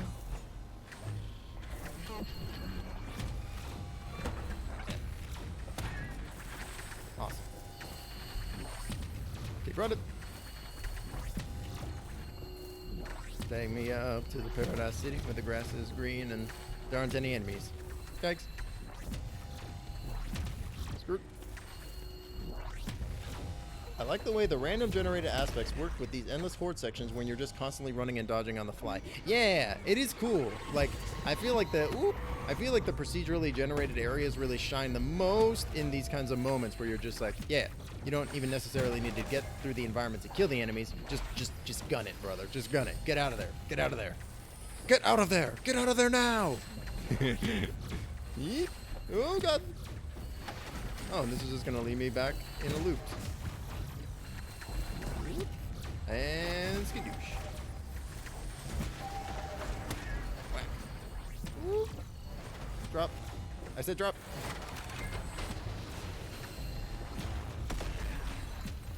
Nice. So I think I might have misunderstood the power up from the shield, because I think I thought that it was going to be like whenever the enemy hurts me, they take damage back. But I think it's only like when the shield breaks. And they do like that. That's when that big purple thing goes off and it damages everybody. But I'm not 100% sure on that. Could be both. And that when it breaks, it just does a huge chunk in AoE.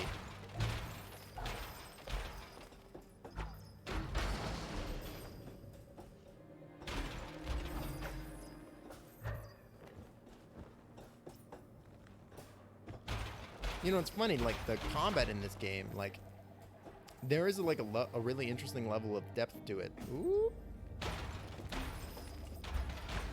I think it's just every now and then when you get hit, it sends out an AoE. Yeah, that might be it. That might be it, because it's like it doesn't seem to be like incredibly consistent. It seems like it's either random or it's based on something that I'm not sure of just yet. But I like the combat a lot in this game because it feels very. I've said meaty before, but I feel like that's probably the right way to describe it, because it's like the way, like when you punch and you hit and you connect with the enemies, it feels like satisfying, you know. It feels like there's weighty, right? Which I think is really cool. And just like the level of like you can jump up into the air, you can hit it with an up slash, and then you can go into like an aerial combo, and that's gonna keep you airborne, and then you can combo from target to target a little bit. Like this is like, I feel like pretty much the beginning of the game, and I'm like, yeah, this is dope. And I could see, I'm excited to get more combat skills and more abilities and stuff to make my skills better. Cause it's like, I haven't played, the only Devil May Cry game that I played is like the rebooted one that people, I think it was by Ninja Theory? I can't remember exactly. But people were like kind of about that game, because people really, really like the original ones. And I never played any of the original ones, but I hear those ones are really good, and they helped. Like, I believe the creator is like Hideki Kamiya. Like it helped cement his like role in the industry as like this legendary developer, because he made these super good games, and then he went on to make Platinum Games, which is like an incredible game studio, and he has this huge like litany of like basically incredible games that I think. And I mean, I'm not like a scholar on this kind of stuff, but like I think it really started with Devil May Cry. So I kind of get his kind of like, he's got this kind of like a legendary kind of this kind of legendary. He's like, you know, Hideo Kojima a little bit. He's like, for what he does, he's like really, really well respected, and people like really dig it. You know. Good. Just trying to figure out where to go, brother. Can you stop shooting me for 10 minutes?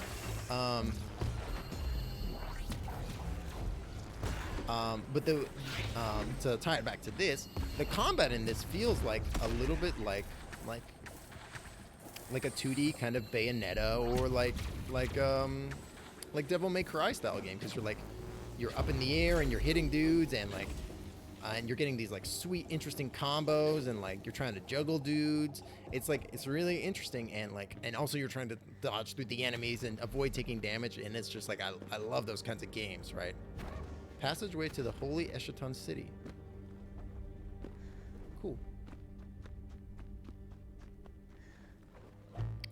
You know, I recently had heard that they had done a remaster of the Wonderful 101 that was originally on the Wii U, and they did it for Switch and also PC. I was surprised to find out. And I hear that game is super, super good. It's definitely super fun combat, and you get another double jump when you hit an enemy in the air, so you can stay airborne as long as you want. Oh, that's awesome. I didn't even know about that additional double jump. Yeah, exactly, right? It feels like the game, like, aerial stuff is always the most cool-looking, satisfying stuff to do in, like, any video game, right? Knocking a dude up into the air and then grappling up to him and then hitting it, like, pummeling him up in the air. It's, like, awesome. It's so cool, right? And it's like this game has like nailed that, like, yeah, you're in the air and you're in the air for as long as you want to be until you slam back to the ground. It's like dope. Corrupted treasure. Oh no. I was curious whether or not the shadow guy was going to pop up with a name. Not just yet. Maybe in a bit. But yeah, it kind of has this kind of feel like a 2D Bayonetta or a 2D Platinum game, which I think is really cool. And like, I wonder whether or not that was like one of their inspirations for this game, right? Whether or not they were like, oh yeah, it has some Platinum vibe for sure, right? Right, totally. It's really interesting. Like it's really interesting that despite the game being like 2D and like mechanically quite different than like your standard Platinum game, you're also like, yeah, and I can also sense the DNA in here, right? It feels like they got some of their inspirations from it, which is super cool. It's super neat. I really like the way that like media properties like intermingle and interexchange like that, where it's like you could have like this concept and or this mechanic or something like that, and you could just take that mechanic or be inspired by that mechanic and do something so interesting. And did I just no? Oh, neat. You could take that mechanic and be inspired by it to do something, like do another video game like that, that's like that. Or sometimes it's different, right? Like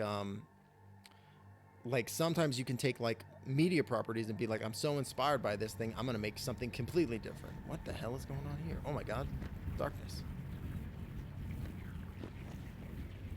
I wonder if it likes my demon form. It is the same color. It is the same color. Cool. You don't mind it. They let me in. I'm on the list, brother. Ah, there's a tentacle of darkness coming out of that platform. A little odd. But yeah, I think the way that like intellectual properties in general can intermingle is fascinating. Like for example, if you take like something like oh god, what the heck is that? A crawler. Something like I don't know. For example, like Buffy the Vampire Slayer. You get like, if you want to take like inspiration from that, people made like other really cool like Monster of the Week style shows like Supernatural, or I guess Charmed is also kind of a supernatural like Monster of the Week style show, though I never watched that one. But I think it's got those same vibes, right, where it's like urban fantasy, which I think is really cool, and like I find it fascinating the way that these like properties can intermingle and interexchange. What the hell is that? With one another, right? And then they all just go back to inspiring each other. And so that's a great example of like oh my god, what the hell? It looks like something straight out of Aurelia. And so you have these intellectual properties that inspire one another, right? And then to make like another TV show or something cool. Ooh, what's this? Bop. Yeah, you turn that girl. I mean, you turn that gear, girl. Jeez. You turned that girl. What's in here? Oh, it's my home! Neat! That's some shortcut-icity. Yeah, I hate how inspiration versus stealing concept is such a blurry line depending on the original artist. Yeah, that's also like a whole other issue, right? Because it's like, because you don't want to steal something directly, but like it's a fine line for sure, right? For sure, because it's like, and there's also a difference between being inspired by something and making an homage to something too, right? Because it's like you can have for example with the Buffy and the Supernatural kind of vibe, like Supernatural feels like Buffy, right? It's got kind of these similar vibes and these similar tones in the show for sure, But then you take something like for example, there's this game system called Monster of the Week, which is literally like a Buffy the Vampire Slayer tabletop role playing game, and it's really really cool. And in that, there are like these different classes. They're called playbooks in the context of the game. There are these different playbooks that you can play as, which are like basically like literally the characters from the show. It's really really interesting. So like, and it almost would feel like stealing, but it's such a direct homage to those characters, right? That it's like so heavily inspired by them that like you can't. It's a very fine line. Like there's literally a character called the Chosen, right? And the Chosen is meant to like fight the badness of the world. Like, and they're literally the Slayer from Buffy, right? The Slayer has to kill the vampires. The Chosen has to kill whatever monster it is that is the thing, right? Which is super cool. And then you have like another playbook that's like the Spellslinger, and that's like literally your Constantine or Dresden from the Dresden Files, right? Like it's really interesting too, because it's like, and in that context with the role playing game, it's a little bit more acceptable, right? To be like, we're gonna kind of directly lift this from this media, right? This media property. We're going to directly lift this concept but not because we're trying to steal it, but because it would make sense in the context of the world that we're trying to build, and we're going to do it right. You know what I mean? And we're going to have this heavy inspiration, but we're going to wear the inspiration on our sleeve, you know, and we're going to make it obvious. Like, yes, we were very clearly inspired by this game. It's, or this, whatever, this media property, right? And it's like, I just think like, it is such a fine line, but as long as you do so like with respect and like, and you're like you make it obvious that you're paying inspiration or homage to those other things, it makes it a little bit more acceptable. But like in my mind, it's not acceptable to be like, yes, I made this thing totally by myself and it's a completely original piece. And it's like, is it a completely original piece though? Because I mean, like it literally can't be. Right, you literally can't have an original piece in this day and age, right? That you had to be inspired by something. You know, it had to come somewhere, right? Give me just 1 second as I hydrate.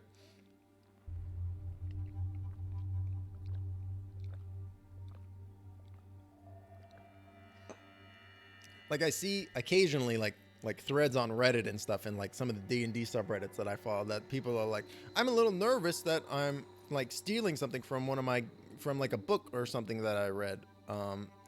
What do you guys think? And like basically the way it shakes out is that like, yeah, everybody steals from everybody, and that's kind of just how the world works, you know. And they just love the characters so much, it would feel awesome to pay an homage to a big inspiration. Exactly, right, exactly. And you have these like these huge inspirational characters like Constantine, who is super super cool, and like this just dickhead Spellslinger dude who's like totally self-centered, and is like just a really interesting character and incredibly strong, but is flawed, right? And to have these direct homages is like, it's really cool. I think it's really neat.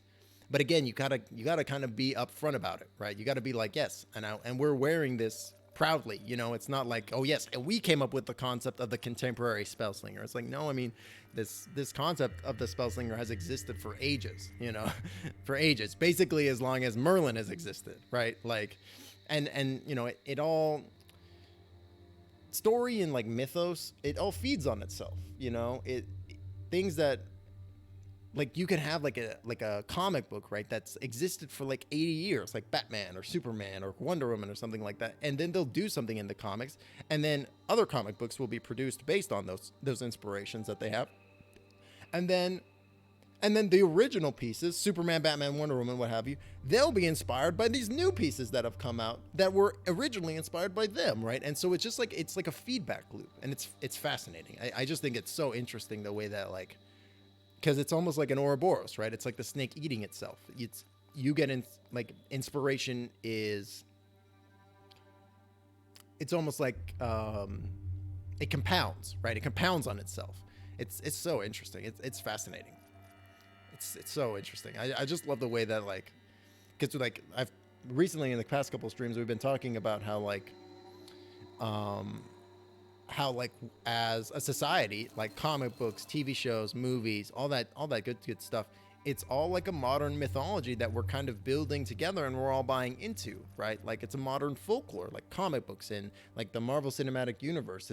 It's really interesting. Every time they get rebooted as well, they just builds and builds on itself. Yeah, exactly. And it's interesting because it's like one of those things about comic books that people can find really daunting. I know that I find it a little bit daunting too, where it's just like if you're reading a comic book, sometimes it's like I have no idea. Like even if it's like a rebooted universe, right? Even if it's like done one of their classic crisis events or something like that. Oh my god, I wish I could have pronounced that in the half second it was on the screen for. Even in those, like, even when they reboot, it's like there's still like that moment of like, well, I mean, there is the potential that they could reintroduce like this crazy character from the past, right? Like this character that was not relevant at any point in the past could just show up and be like, yes, and now they are a pivotal role of this new universe, which is super cool. But it's like if it almost feels like a little bit counterproductive because like part of the reason why they do all these reboots and stuff is because they want people to be on the same page, but they also don't want to piss off the old fans, right?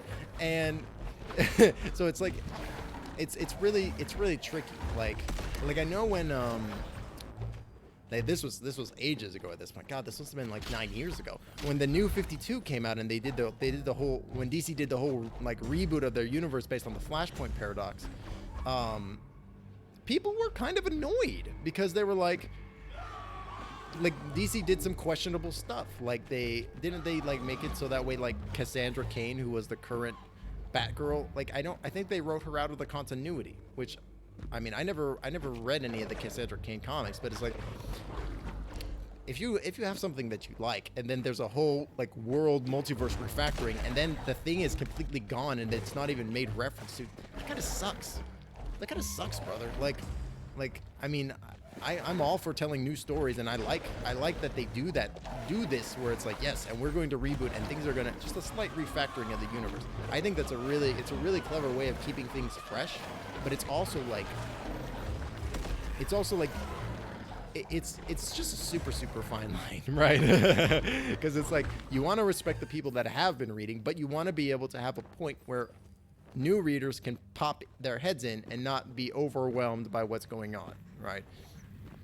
And you know what's really fascinating about this is that this is super true for like Dungeons and Dragons and Dungeons and Dragons streaming too, right? Because it's like, I know that like if for example, the most popular Dungeons and Dragons stream in the world right now, Critical Role, super cool concept, super neat. And I would love to watch it. But it's like, at this point, like, even if I want to watch the newest season, it's like fucking like 100 hours of content that I have to watch.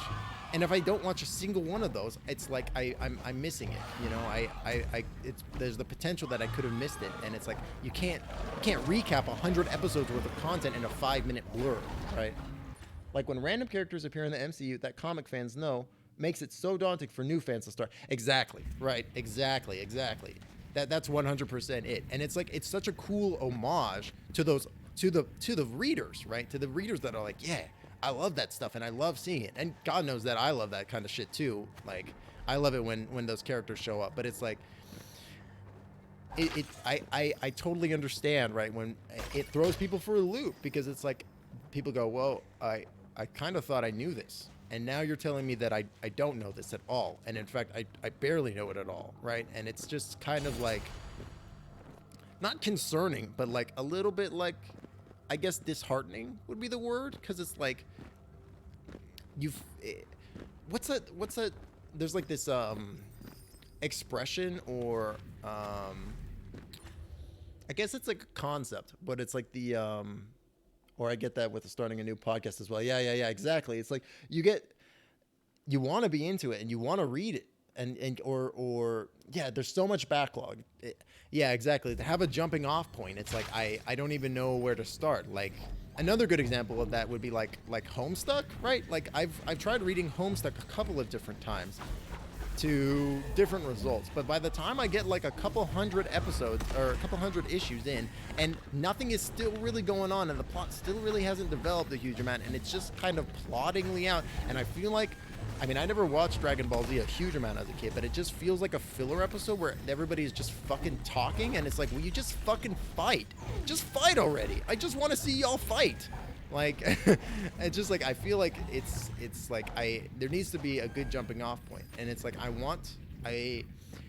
it's really like a tricky thing, you know, because it's like, you want to be able to get these new people involved in your stream. You want to be able to draw a new audience, but it's like, it's difficult if there's so much of this learned history that you have to figure out. There's so much backlog to listen to. Yeah, exactly. It's like you're trying to figure out where to start, and then if there's like 100+ episodes of the show, it's like, I don't even know where to begin. And it's like, I want to talk about what's going on right now in the show, or what have you. I want to talk about the latest episode with everybody. I want to be part of the hype, but I can't unless, or I can, but it won't mean very much to me because I wasn't there for the rest of it. And it's like, it's just like, it feels like, I guess it feels like you have to do homework, right? Which sucks. Nobody wants to do homework. Homework blows, you know?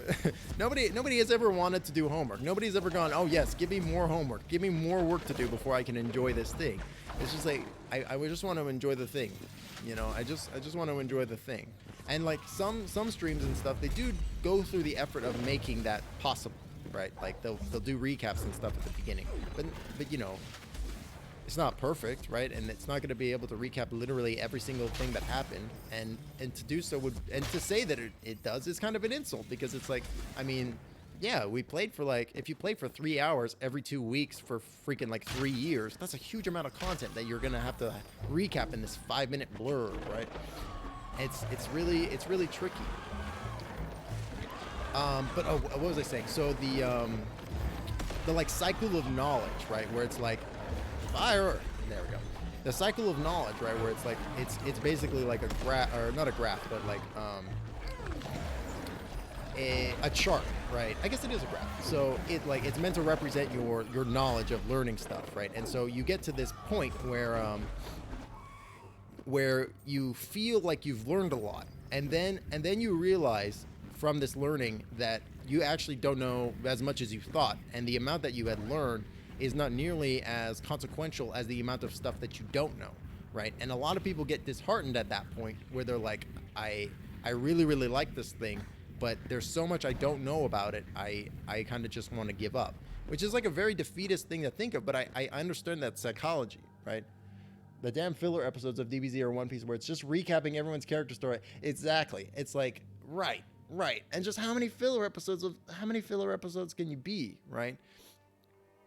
But it's like you get to this precipice, right? And then you fall off because you don't want to, you realize how little you actually know, right? And I feel like that's very much the case. Oh, okay. I feel like that's very much the case with like media properties in general as well. Oh, wow. Big old drill. Wow. With media properties too, because it's like, man, I really like this character. I really like this world or what have you. But like, what the hell is that? What the hell is that? This is a thing with many faces. Aberration. Yeah, you're freaking telling me, dude. You get to this point where it's just like, there's so much I don't know about this that it's like, it would be difficult for me to even continue to read about it, or it's brought up this character that I want to know about, but if I wanted to read about it, I would have to literally go and read their entire other comic book line, and it's like, I just don't have the time, money, or energy to be able to invest in that, unfortunately. What is this goo? I think it's hurting me. Ah! It is hurting me. This area is nasty.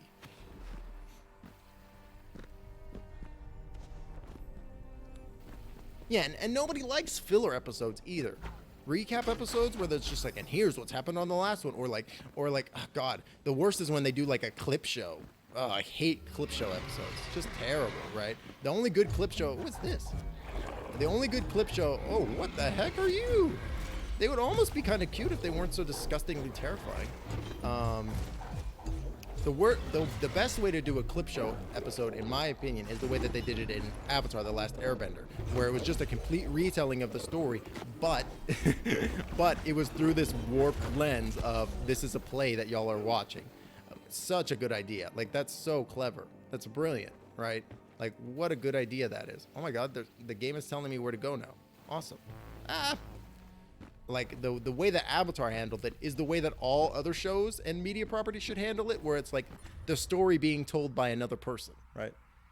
Exactly, Ember Island players. Yeah. That episode is great, right? It's a great standalone episode, even though it's literally just recapping the entire series, right? And that's fine because it's an excellent episode in its own right, you know, because it's this ridiculous like recap that of events and stuff that did not happen or happened, but were not the way that it's being told, and it's brilliant, right? Like it's so clever. Like there was a while when for a while when Infinity War like had just happened, I saw like a lot of people online being like, the guy from Ant-Man, his Mexican friend, I can't remember his name, but that character is so good. I love that character. And like they were like, he needs to do like, we need to have him do like an entire recap of the Marvel Cinematic Universe leading up until this point. And I was just like, oh my God, that would be the best thing ever. Just like have him talking about like the way that he did it at the end of, at the way of, man, we're fighting all kinds of different enemies now. At the way of Ant-Man 1, I think, where he was just like talking to the Falcon, right? And he's just like, oh yeah, we got a guy that's dressed like a spider. Like, it's so clever, so funny. And it's like, I wanted that. I wanted to see that character do this recap and just talking to somebody about it. Like it's just so good. It was criminal the way they didn't give that guy any screen time in either Endgame or Infinity War. It was so, the guy is like probably my favorite side character out of any character in the show or in the MCU. He's so good. Man, what's that guy's name? I can't even remember. Let me look it up. Yeah, right? Exactly. It would have been perfect as a short, right? And it would just been like it would have, like, I feel like that would have been like the perfect thing to show in the beginning, like in the first 5 minutes of Endgame, right? Like literally show this character saying, and this is what's happened in the 5 years that since the snap happened, right? Like leading up to the snap, like that would have been perfect. Oh my God, everything hates me. Everything is filled with vicious hate for me.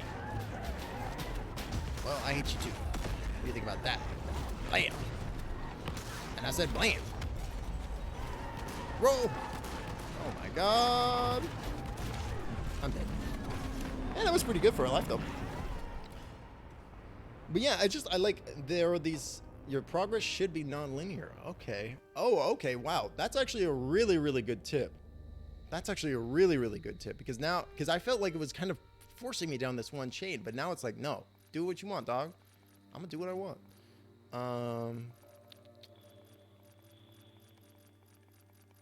Melee.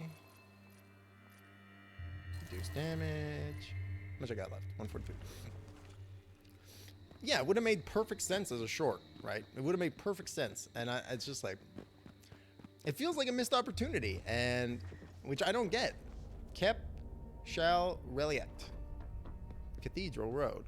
What are these things? I'm sure that's an upgrade that I get eventually. And this looks like an elevator. Especially since, well, yeah, I mean, that's obviously an elevator. So there's a spot there. Is there a spot over on this left side of the map? Oh, it's only showing me this area. Okay. Okay.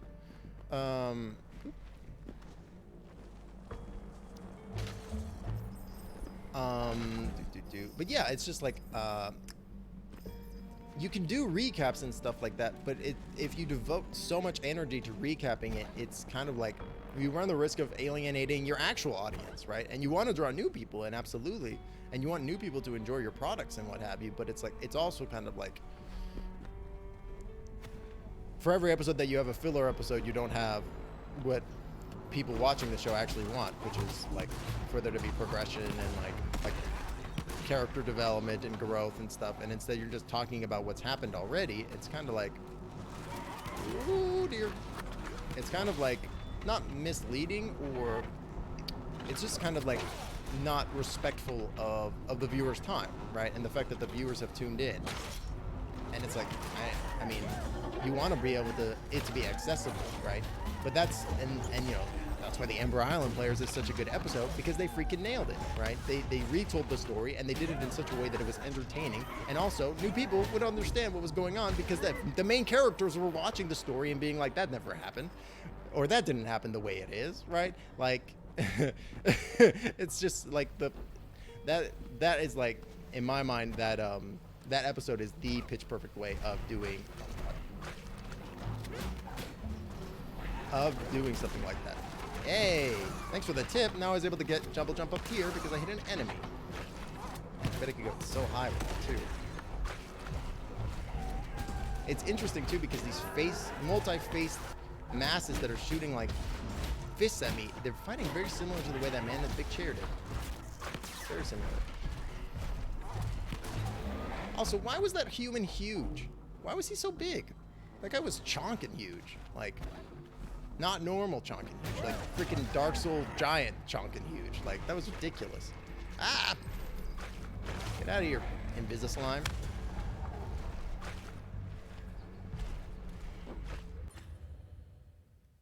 My favorite part is, wow, did Lee die?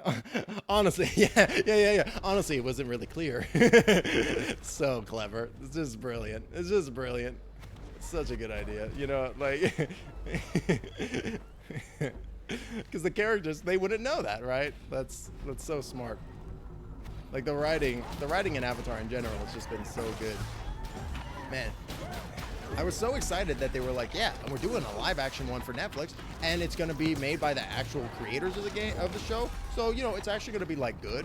And then the creators all left the show for some reason, and that's really concerning, and I'm now nervous about it. Also, I read that they're going to be they cast Katara as the older sister, and Sokka is going to be the younger brother, which also just massive red flags. Like, what is wrong with y'all? Like, did y'all even watch the freaking...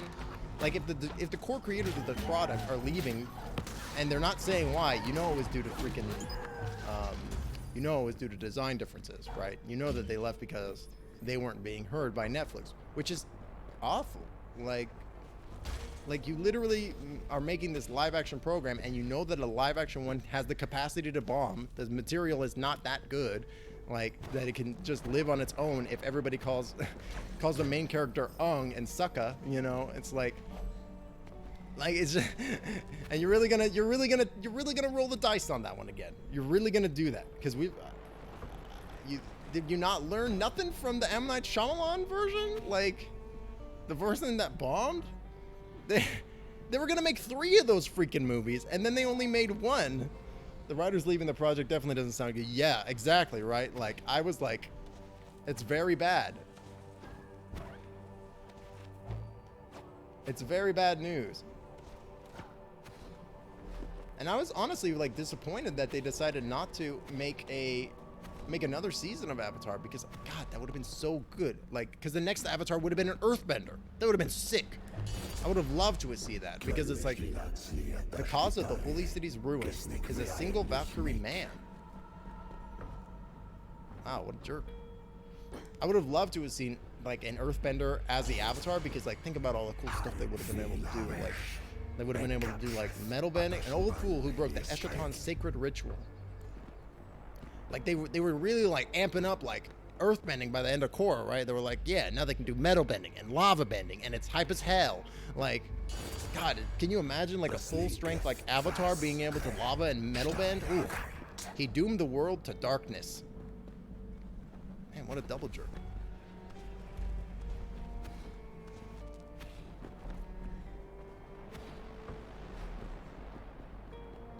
Man, did I do this in reverse order by accident?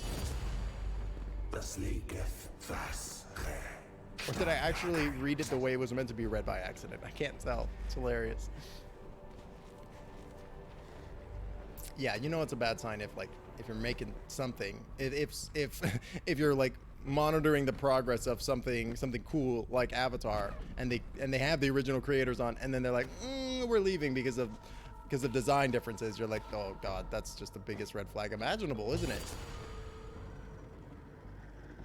Yeah, elevator get. Pog. Well, let's keep going up, brother. Shoot.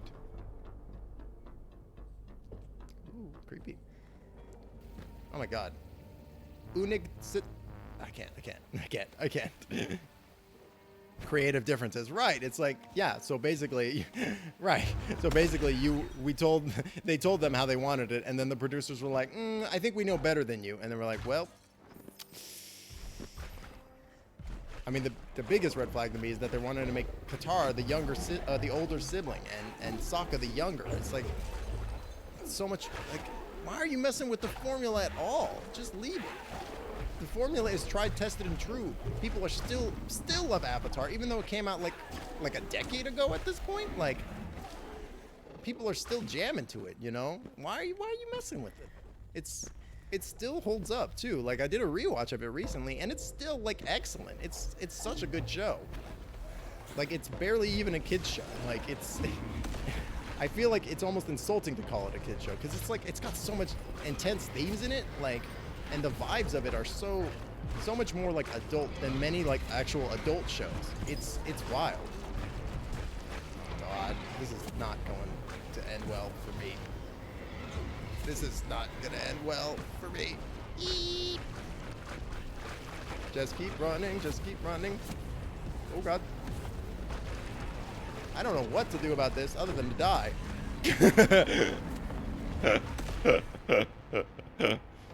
Hitting me. Oh yeah, there it is. Hitting in the air resets the leaping device. I don't know what to do about that other than to die. Jeez. I didn't even get any juice from that.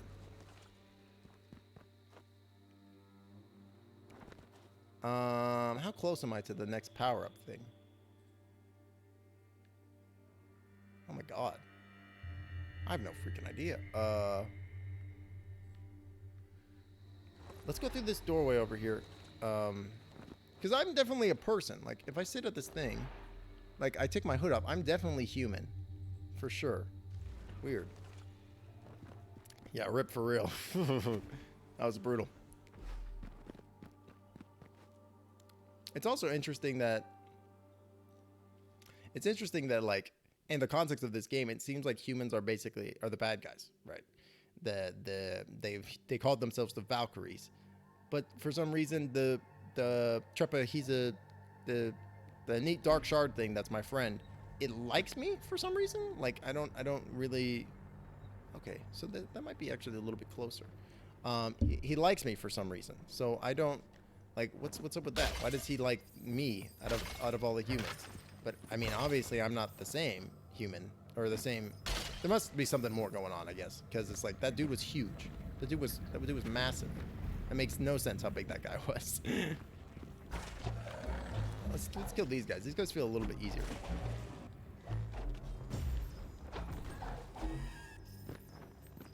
These guys feel a little bit easier.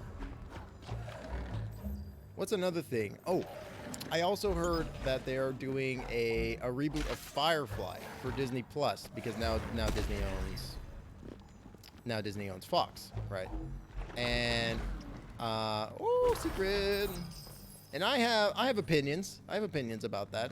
My first opinion is that the fact that, again, and this was just I think the rumor. I'm not sure if it was announced, but they're talking about making it PG instead of PG-13, which, I mean, let's be honest. I mean, you could just get away with some crazy ass shit in 90s TV. You know, 90s TV was a way different ballpark than modern television is.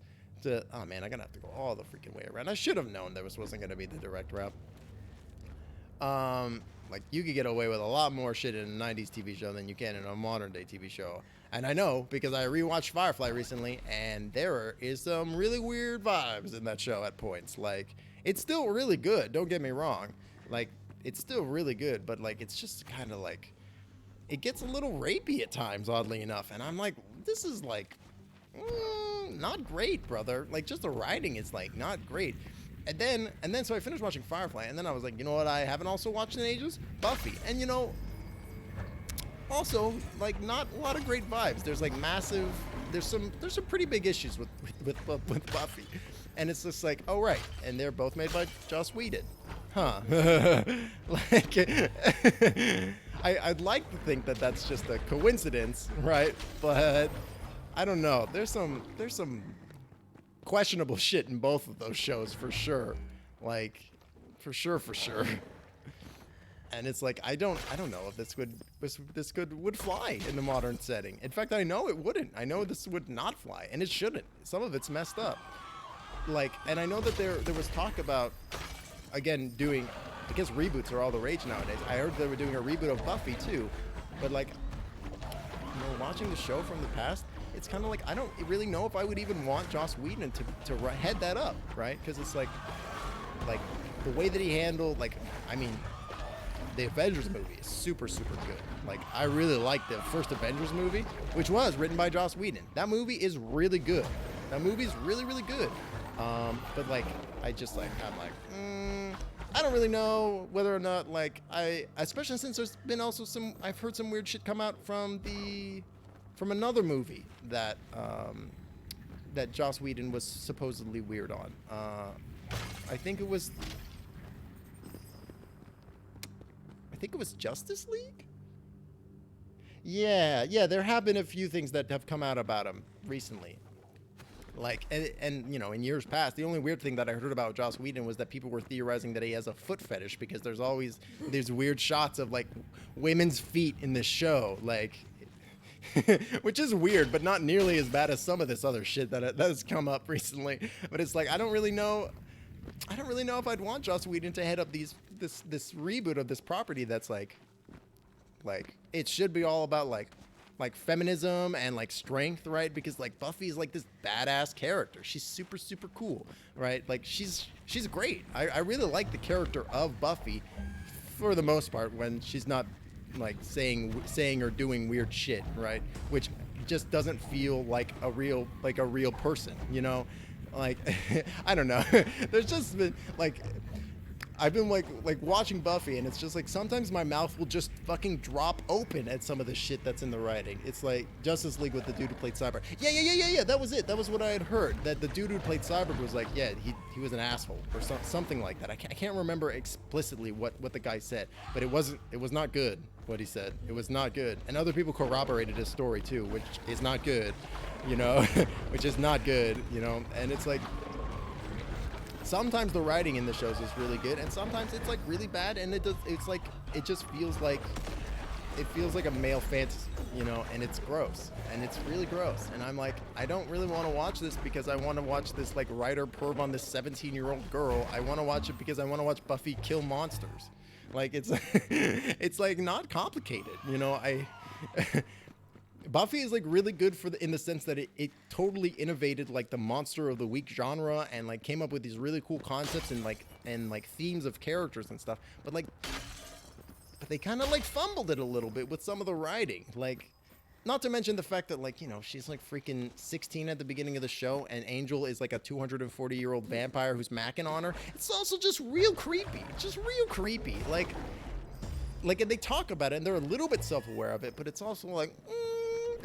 I don't really know if that makes it better. In fact, it almost makes it a little bit worse if they're talking about how self-aware and creepy it is. Like it's just kind of, I don't know. Like, I don't know. It's just like, it feels like, despite it being a show that's meant to be like girl power and feminist vibes, it also feels like there's a lot of male fantasy going on. Yeah, I've had it in my watch list for so long. Yeah, see, it's like good still. It's like still pretty good, but it's also just like it's so dated and also like so politically incorrect at this point, you know. There's just no other way to put it. It's just like they'll just make all these weird offline comments and stuff, and oh my god, Xander is like the worst character to ever be portrayed in anything ever. He's awful. He's just awful. He's just like a literal textbook nice guy character. Like the last episode I watched, I'm like in the middle of season 2, and he literally got dumped, and he's like, oh well, I'm gonna cast a spell on the chick that dumped me, so that way she loves me. But not because I actually want to be with her. I just want her to love me, so I can break up with her and be the dick. It's like, what's wrong with you, dude? Like, what is wrong with you? I don't. He's just like a textbook nice guy character, and it's like, it's awful. It's really bad. Like, it's really bad. It's like, was there no self-awareness about this character that this might not be a good thing to portray? So much early 2000s media is awful at that. Yeah, it's real bad. What's up with that? Ooh, I just rang a bell. Ding ding, the witch is dead. The witch, oh witch, the wicked witch. Ding dong, the wicked witch is dead. Oh, these guys are slightly different. These guys are red paint job. Wow, Krakatoa.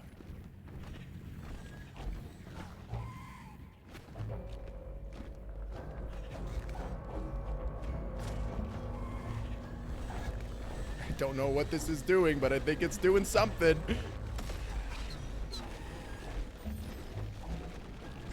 Oh, I see. Oh my god, this is crazy. Oh my god, this is literally insane.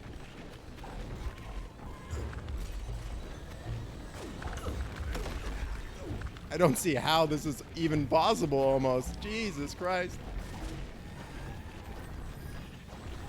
Sweet! I'm free! Amazing. Suckers. Can't follow me through the load screen, can you?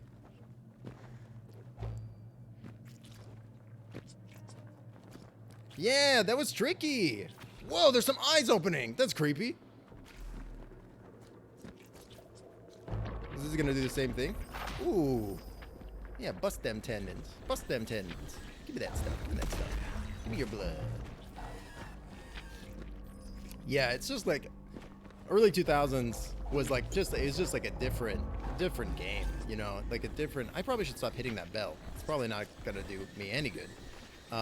It was just like a different. You just could get away with shit that you just absolutely cannot now, and you really shouldn't have been able to get away with it in the past. Also, like it's just like not good, not good.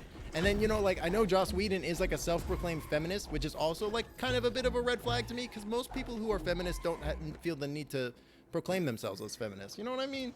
It's like equality should be the base perspective, right? Like it's not that should be like what your thoughts are at core, right? Like I don't feel like you should get any props for being like, yes, and women should have rights. Yeah, duh. Duh.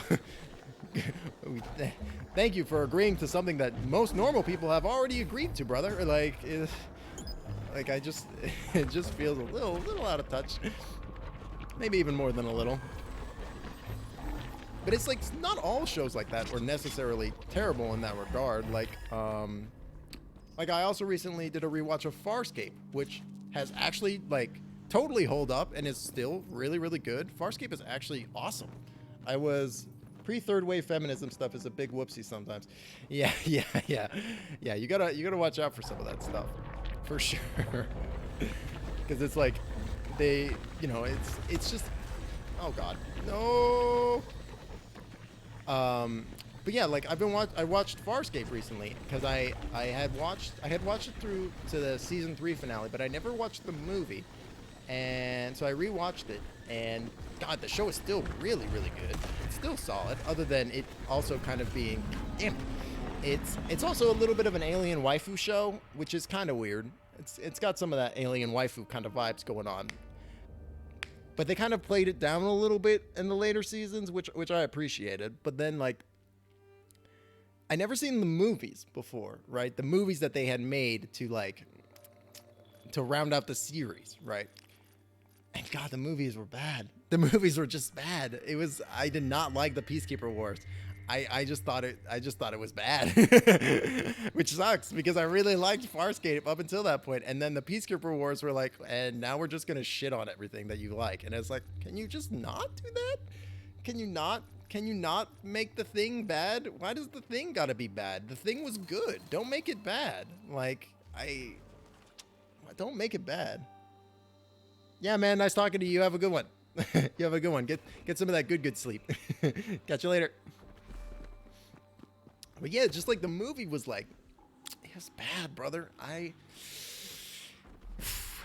Man, a lot of problems with that movie. And it's like,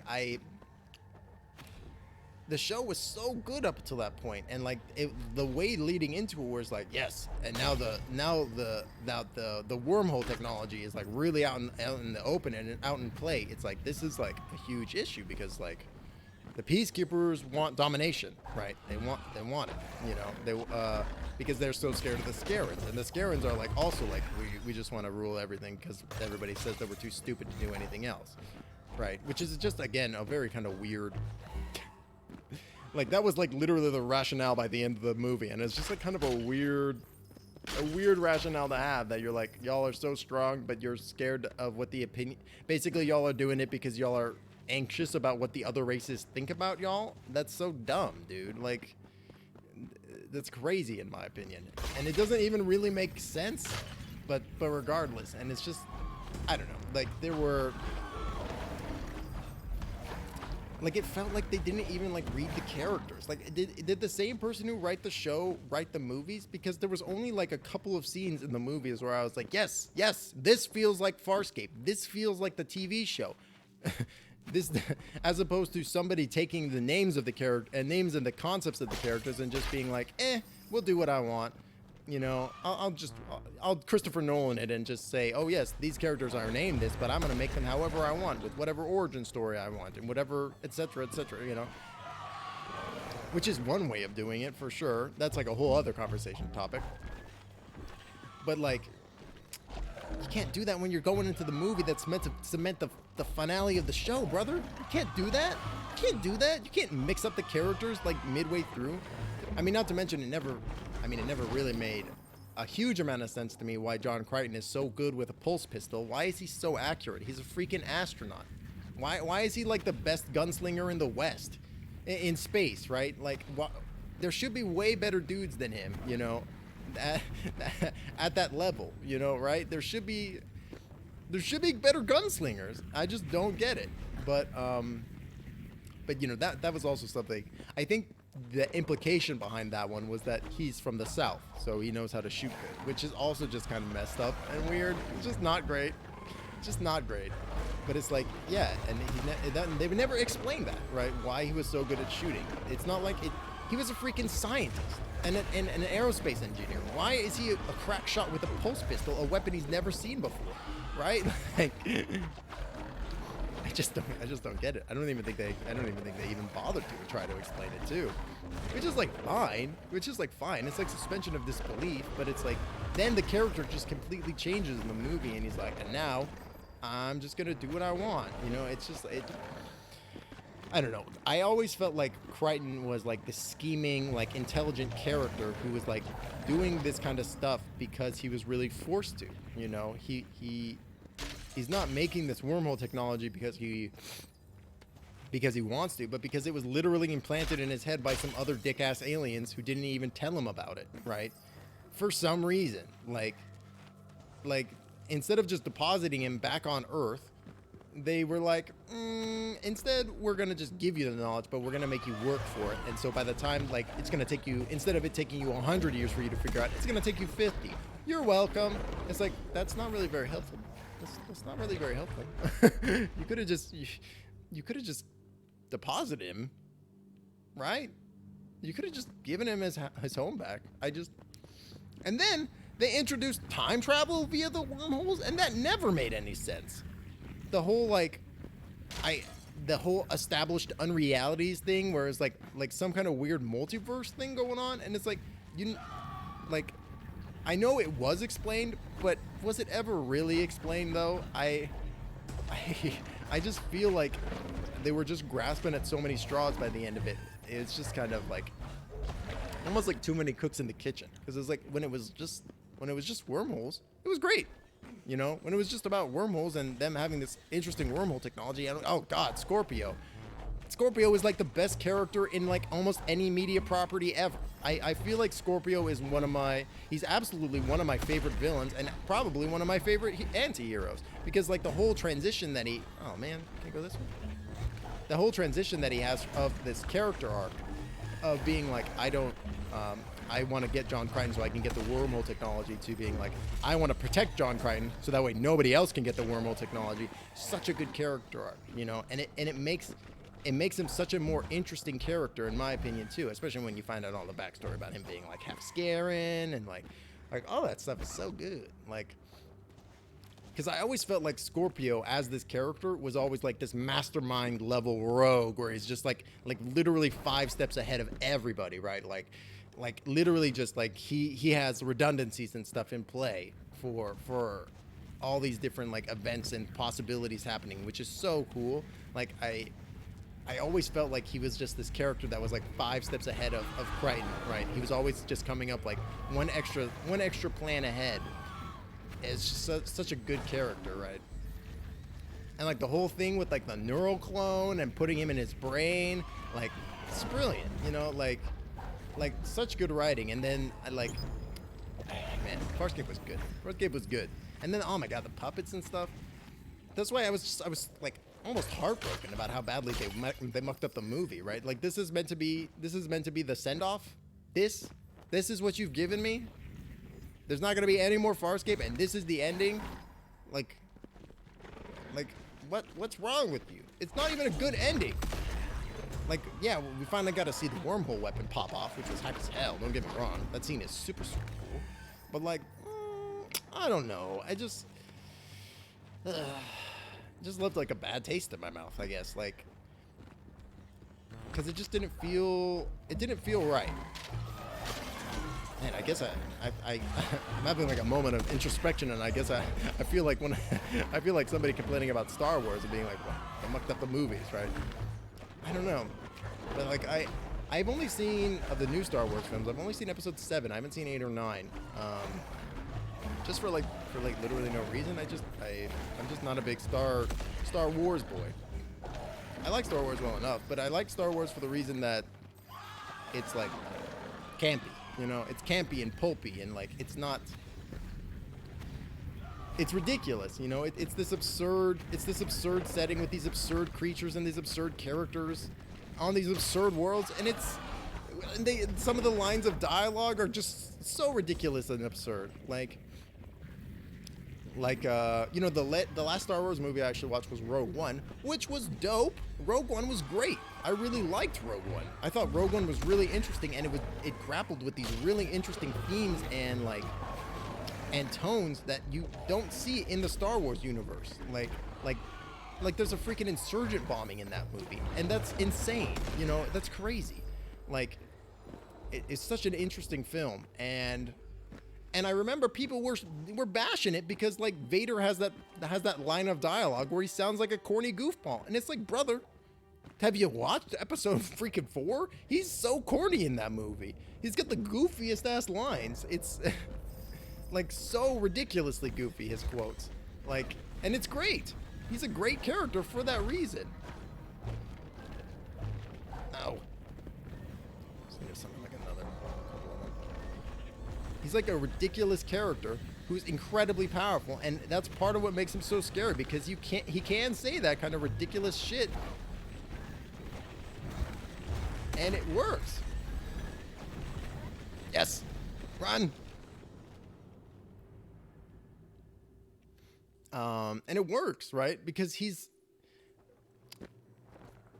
so scary, you know? He's like this incredibly intimidating individual in this black armor, and he's so powerful, right? And then the scene at the end of Rogue One where he just minces those like 5 rebellion soldiers, and he just absolutely destroys them like they're not even there. It's like, God, what a good scene that is. What an amazingly brilliant scene that is, because it's like, yeah, that's how he should be. He's freaking Vader, dude. He's like the most powerful Force user that's like ever lived, right? Isn't that his whole deal? Because he's like, I mean, again, not a huge Star Wars boy, but like, isn't that his whole deal? Because he's like a clone? He's like an artificial life form, like induced with midichlorians or something like that? I don't know. Star Wars lore is kind of ridiculous, and not necessarily in a good way. It's just like, not necessarily in a good way, because like, I feel like part of the issue was that like people really like Star Wars, and then they were like asking themselves questions like, where did the Force come from and stuff, but nobody was really asking themselves those questions, right? I feel like it was just what's his name, George Lucas being like, I kind of want to dabble more into this, right? when it doesn't necessarily make sense or even contribute to the plot line to do so, right? It's just like I want to make the reason for the Force to exist, and it's like, do we really need to explain that though, or would it not be better served to just not have it explained and just have it be a thing make it space magic, you know? Because like in my mind, like Star Wars is absolutely science fiction, like totally, but it's not like hard sci-fi. It's definitely oh God, it's definitely like soft sci-fi, you know, which I like. I like space operas and like that kind of ridiculousness. Like I like Farscape, for example. Farscape is the most soft sci-fi show you can imagine because they've got like living ships and weapons and all kinds of ridiculous things. What is going on in this room? I don't like this.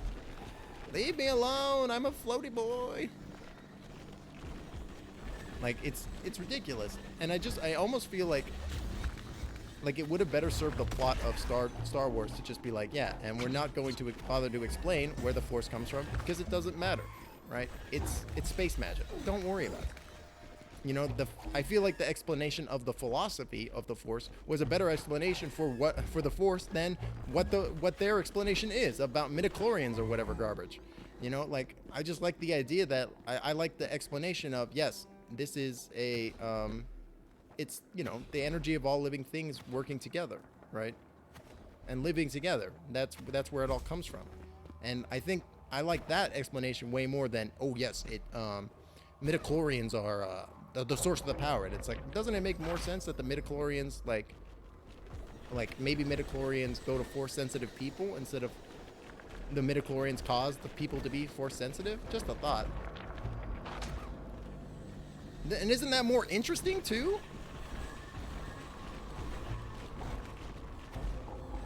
I don't know. I feel like, again, I have not seen. Oh God, no! I don't want to die here. Please. Okay. Again, haven't seen the newest movies, but like, oh man, I've lost my train of thought.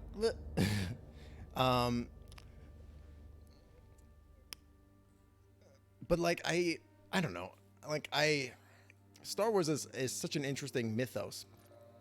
It's such an interesting mythos, but I feel like if you asked two different people why they like Star Wars, you'll like get completely different answers, right? And it's really interesting because it does feel, it's like a personal thing almost, right? Like why people like it, you know? And it means different things to different people, which I think is kind of beautiful, you know? It's like people like different things for different reasons, and the fact that you're able to like get this like different experience or this different perspective on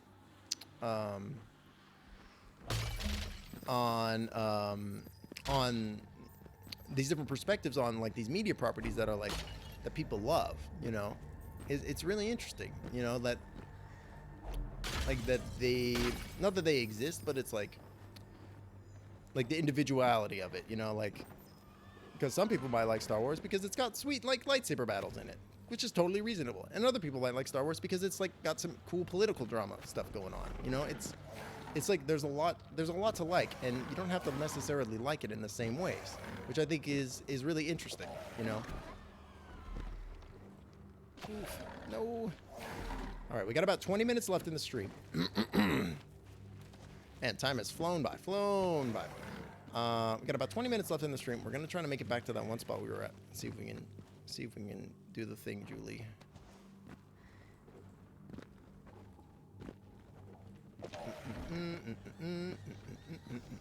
Ooh, yeah. Yes.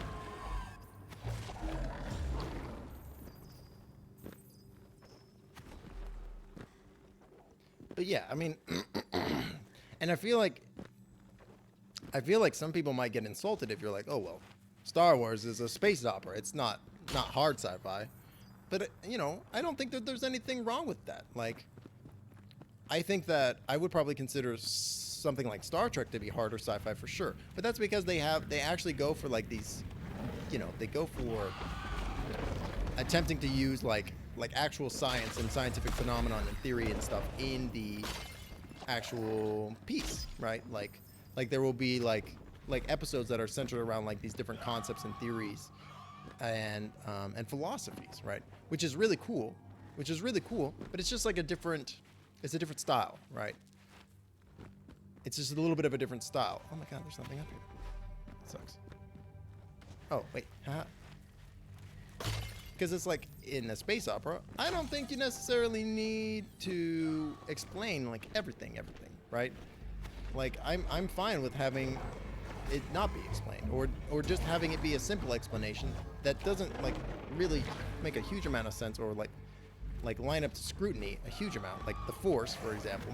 But then you get yourself into this tricky spot where it's like if you try to explain it, it doesn't make any freaking sense, right? If you try to explain it deeper, it's like you're opening up like a massive can of worms, basically.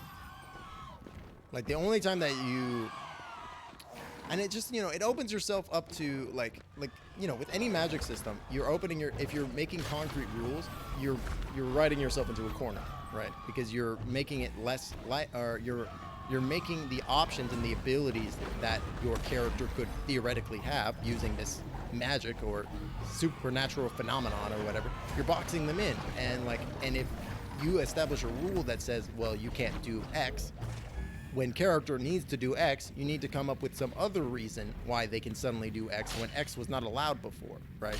Which can be, it can play out one of two ways, basically. One, it's either it's fucking hype as hell and it's super cool, right? For the way that they've explained it or done it, it's awesome, right? And it feels legitimate, right? Or they mess it up and it's like, well, why didn't you just do all this before? Like what was preventing you from doing this before? It would have been really useful to do like 5 minutes ago. Why didn't you do this? And it's like, well, because the writers didn't want me to be able to do it yet, right? And I think that's the biggest thing about these kinds of things, is that you really need to, it's about like tempering expectation, right? Or even maybe not even that. It's Eschaton's a Bethel. Interesting. Maybe not even tempering expectation. Maybe it's more along the lines of like that you need to be able, as the writer for the show, you need to be able to justify when your characters break the rules, if you're going to have rules like that, right? Because otherwise, when the characters do break the rules, and then the players go, or and then the audience, what have you, they go, why didn't you just do that before? Unless they have a really damn good reason, it's gonna be kind of dissatisfying, right? And what should be like this hype man moment where you're like, oh, this is sweet, can kind of fall flat on its face, which sucks, which really sucks, because it's like you want these sweet hype man moments, Media properties live and breathe on these sweet hype man moments, It's like, so it's a really tricky balancing act, because it's like you want to be able to set an expectation, and then you want to be able to blow past that expectation when need be, for sure. But also you don't want to write it in such a way. Oop. You don't want to write it in such a way that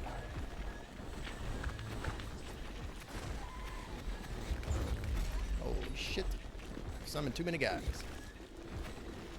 Oh dear. You don't want to write it in such a way that it, like, later on when you do need to do something, or you've written yourself into a corner, the only way to write out of the corner is to be like, meh, we're going to do something that the character couldn't do before or wasn't able to do or something, Or like, if you could have done that all along, why didn't you, right? That's another one. If you could have done this thing all along, what took you so long? Like, were you getting your freaking nails done or something? Like, you had to get your hair permed? Like, what's the dealio, brother? This would have been, like, really useful, like, 10 minutes ago. This would have been, like, really useful, like, 10 minutes ago. Fuck you! God damn it. Oh my god, there's so many guys. I've made myself quite a pickle. Eep. Blow them away.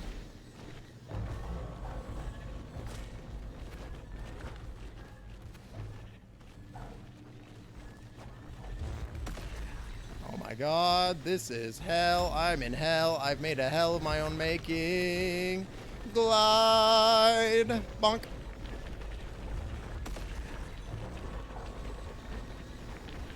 Oh my god.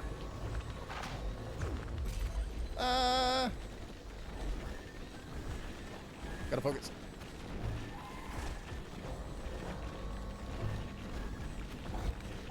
I'm so small, I can barely see myself.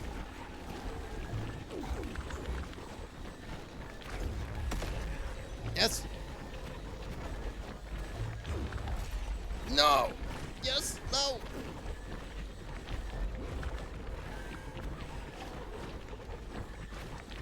Oh my god.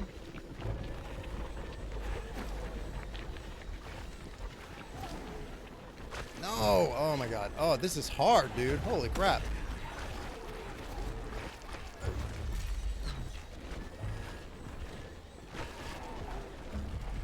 I gotta clear out some of these enemies first. I'm gonna die if I don't. I'm dead. Damn it. Ugh. Not sure if we can make it back there in 10 minutes or not. Ugh. Listen carefully for secret treasure chests. There's... Wow, that's cool.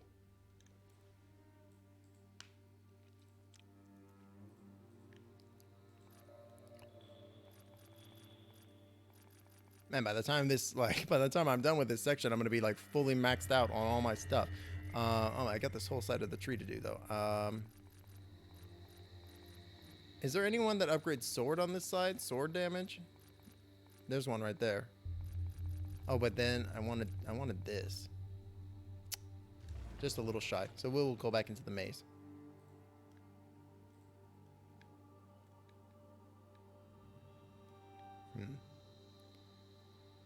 So it seems like...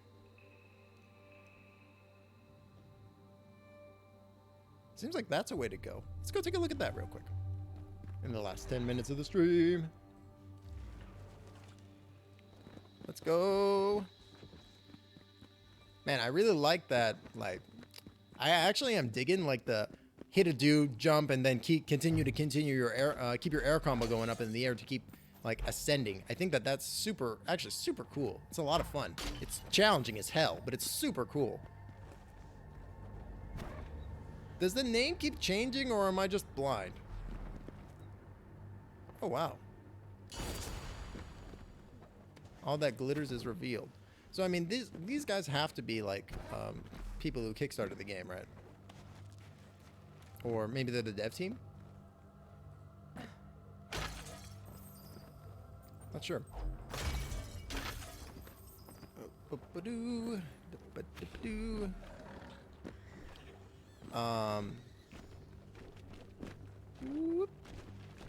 Oh god. I wonder what it meant by that when it said all that glitters is revealed. Oh, there's chests on the map now. Cool. Let's go check that out. I hope this is gonna actually give me something, like, not just be like, yo, there's an item here you can't get, lol. Too bad.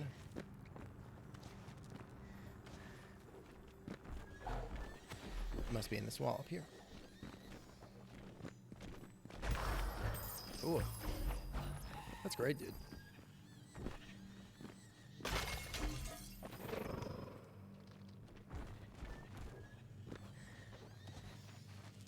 You know, it's funny, like, so we were talking about Buffy a little bit earlier, right? And I had seen that they had that people were like, yeah, we don't want Joss Whedon. We want Charisma Carpenter to be the director. And I was like, Charisma Carpenter? Why do I know that name? And I realized that's freaking Cordelia from the show. They want Cordelia to direct. Apparently, she's become like a big director or something, which I think is dope. And I think that would actually be awesome. I think that would be cool because the person was on the original version of the show, so they probably are aware of how messed up it is, at least in some context, right? And so I think it's really cool that they're like, yeah, and now we're gonna let somebody who actually is like an accomplished female director take creative control, because you know that kind of makes sense, right? Kind of makes sense. Yeah. But I was just like, man, that's wild. I did not know Cordelia became like this influential, maybe not influential, but this like producer, or director. I think that's really cool. Ooh.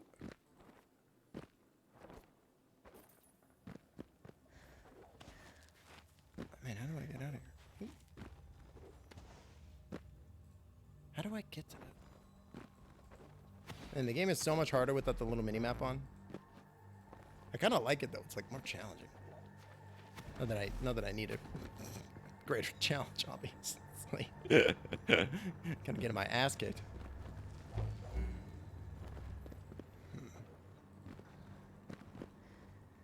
Man, I'm so excited to get my next like combat ability. I can sense it like right around the corner.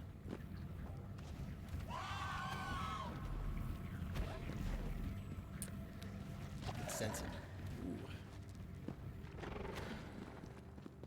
I'm also kind of glad that the game has opened up quite a bit, like it said in the tooltip, in a non-linear fashion.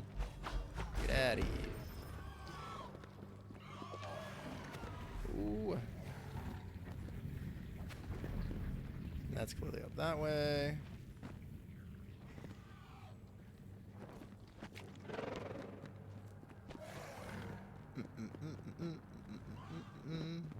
So this has got to be the way down here. I'm getting flashbacks. I feel like I've already looked down here in this corner, and I feel like I can't go this way. Can't wait to be right. I'm wrong. Oh. Wait. There still might be something I could do here. Just piss off. Eat cannon. Eat cannon. Excuse me, I said eat cannon. I need sword though. Man, I love this weapon too, where it's like, I don't even think it is a sword. I think it's just like an energy blade that takes whatever form that Esh needs. Just super cool. Like if you do the normal combo, it becomes a big old hammer in the final swing when she does the big chonket swing, which is dope. Can't get that guy through the thing. Bop, bop, bop, bop. Bam.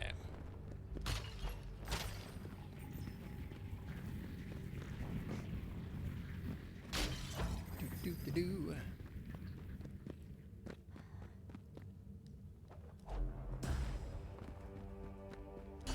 Oh, I don't think I found this one. Once Kural Nalar deceived. I wonder if that name, Kural Nalar, is it meant to be a person or is it another crystal? The holy city was defiled.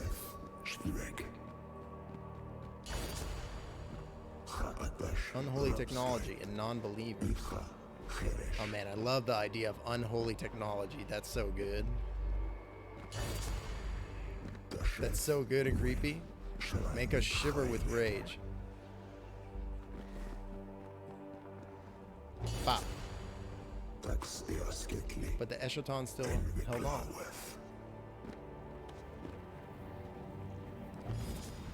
Oh, hey. Whoa. What was that? That was cool. Let's open that up. That's pretty nice. And then we'll go on down.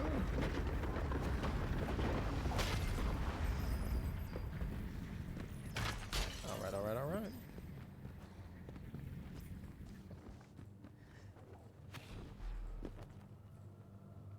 Whoa, what's up there?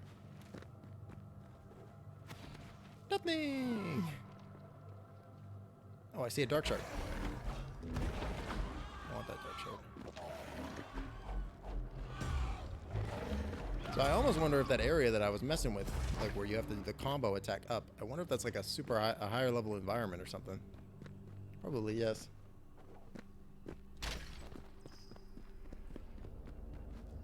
Prayer grounds. What the heck?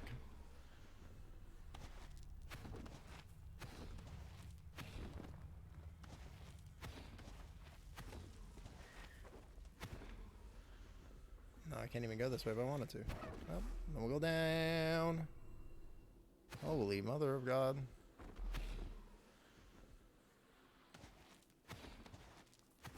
Hold on, before we go plummeting all the way down to the very, very bottom. Eastern Pilgrimage.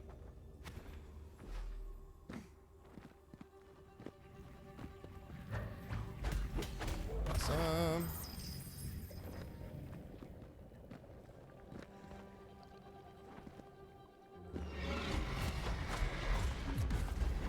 Guy's literally just a cultist.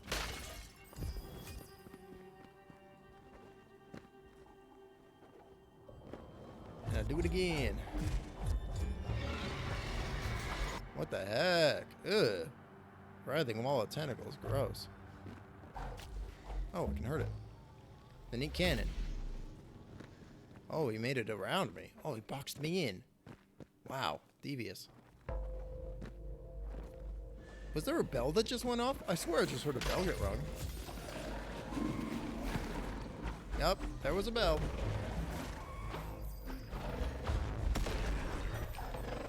Yep, there was a bell. Oh dear.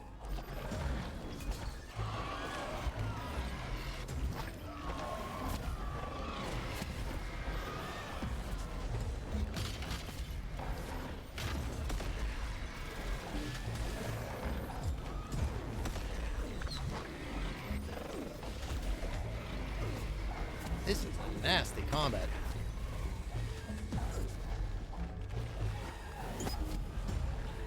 Get up.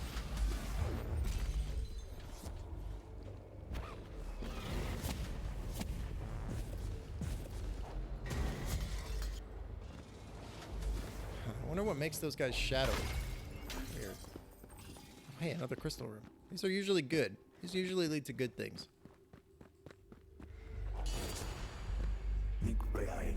A single Valkyrie snuck through, avoiding the heart of battle. Oops. He was a fiend, and he committed a heinous crime.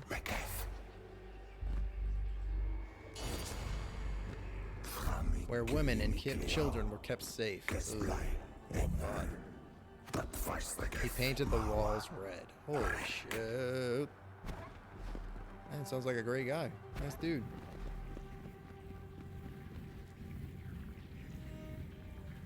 Which way do I even want to go from here? Not sure. Go that way.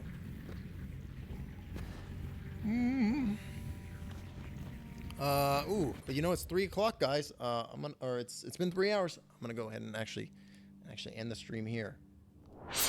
Man, what a wild ride though. That was really cool. Made some good progress. Killed a crazy boss. And you know, explored some more of this interesting world. It's super cool. Great conversations. Thank you everybody who followed. Calm Carrot, shout out to you. I go live Mondays, Wednesdays, and Fridays from 2 p.m. Eastern Standard Time to 5 p.m. Eastern Standard Time, and I do all kinds of stuff. I do variety. I do D&D stuff. Tonight, actually, I'm going to be on a D&D live stream on the Knights of Bantam. We're a super cool bunch of creators with that are currently running this like really neat Eldritch horror game. It's awesome. It's super cool. And the way he's handling Eldritch horror and like that kind of concept is chef's kiss in my opinion. It's really cool. So definitely give them a check out. So I'm not in their overarching campaign, but I'm going to be in a one shot that they're hosting tonight. And that's going to be starting at 7:30 Eastern Standard Time. So if you liked what you saw, come and tune in. I'm going to be playing a funny druid. It's going to be great. But yeah, I just want to say thanks again to everybody who tuned in, everybody for chatting, for watching. I appreciate all of you guys. I'm going to be live next Wednesday, or this coming Wednesday, so make sure to tune in for that, and as well as the show tonight, if you know that piqued your interest. Yeah, so I make sure I got everything. Yeah, Thanks again for everybody. I'm gonna head out. You all have a fantastic rest of your day, evening, morning, what have you, and I guess I'll talk to you all on Wednesday. Have a good one, guys. So long.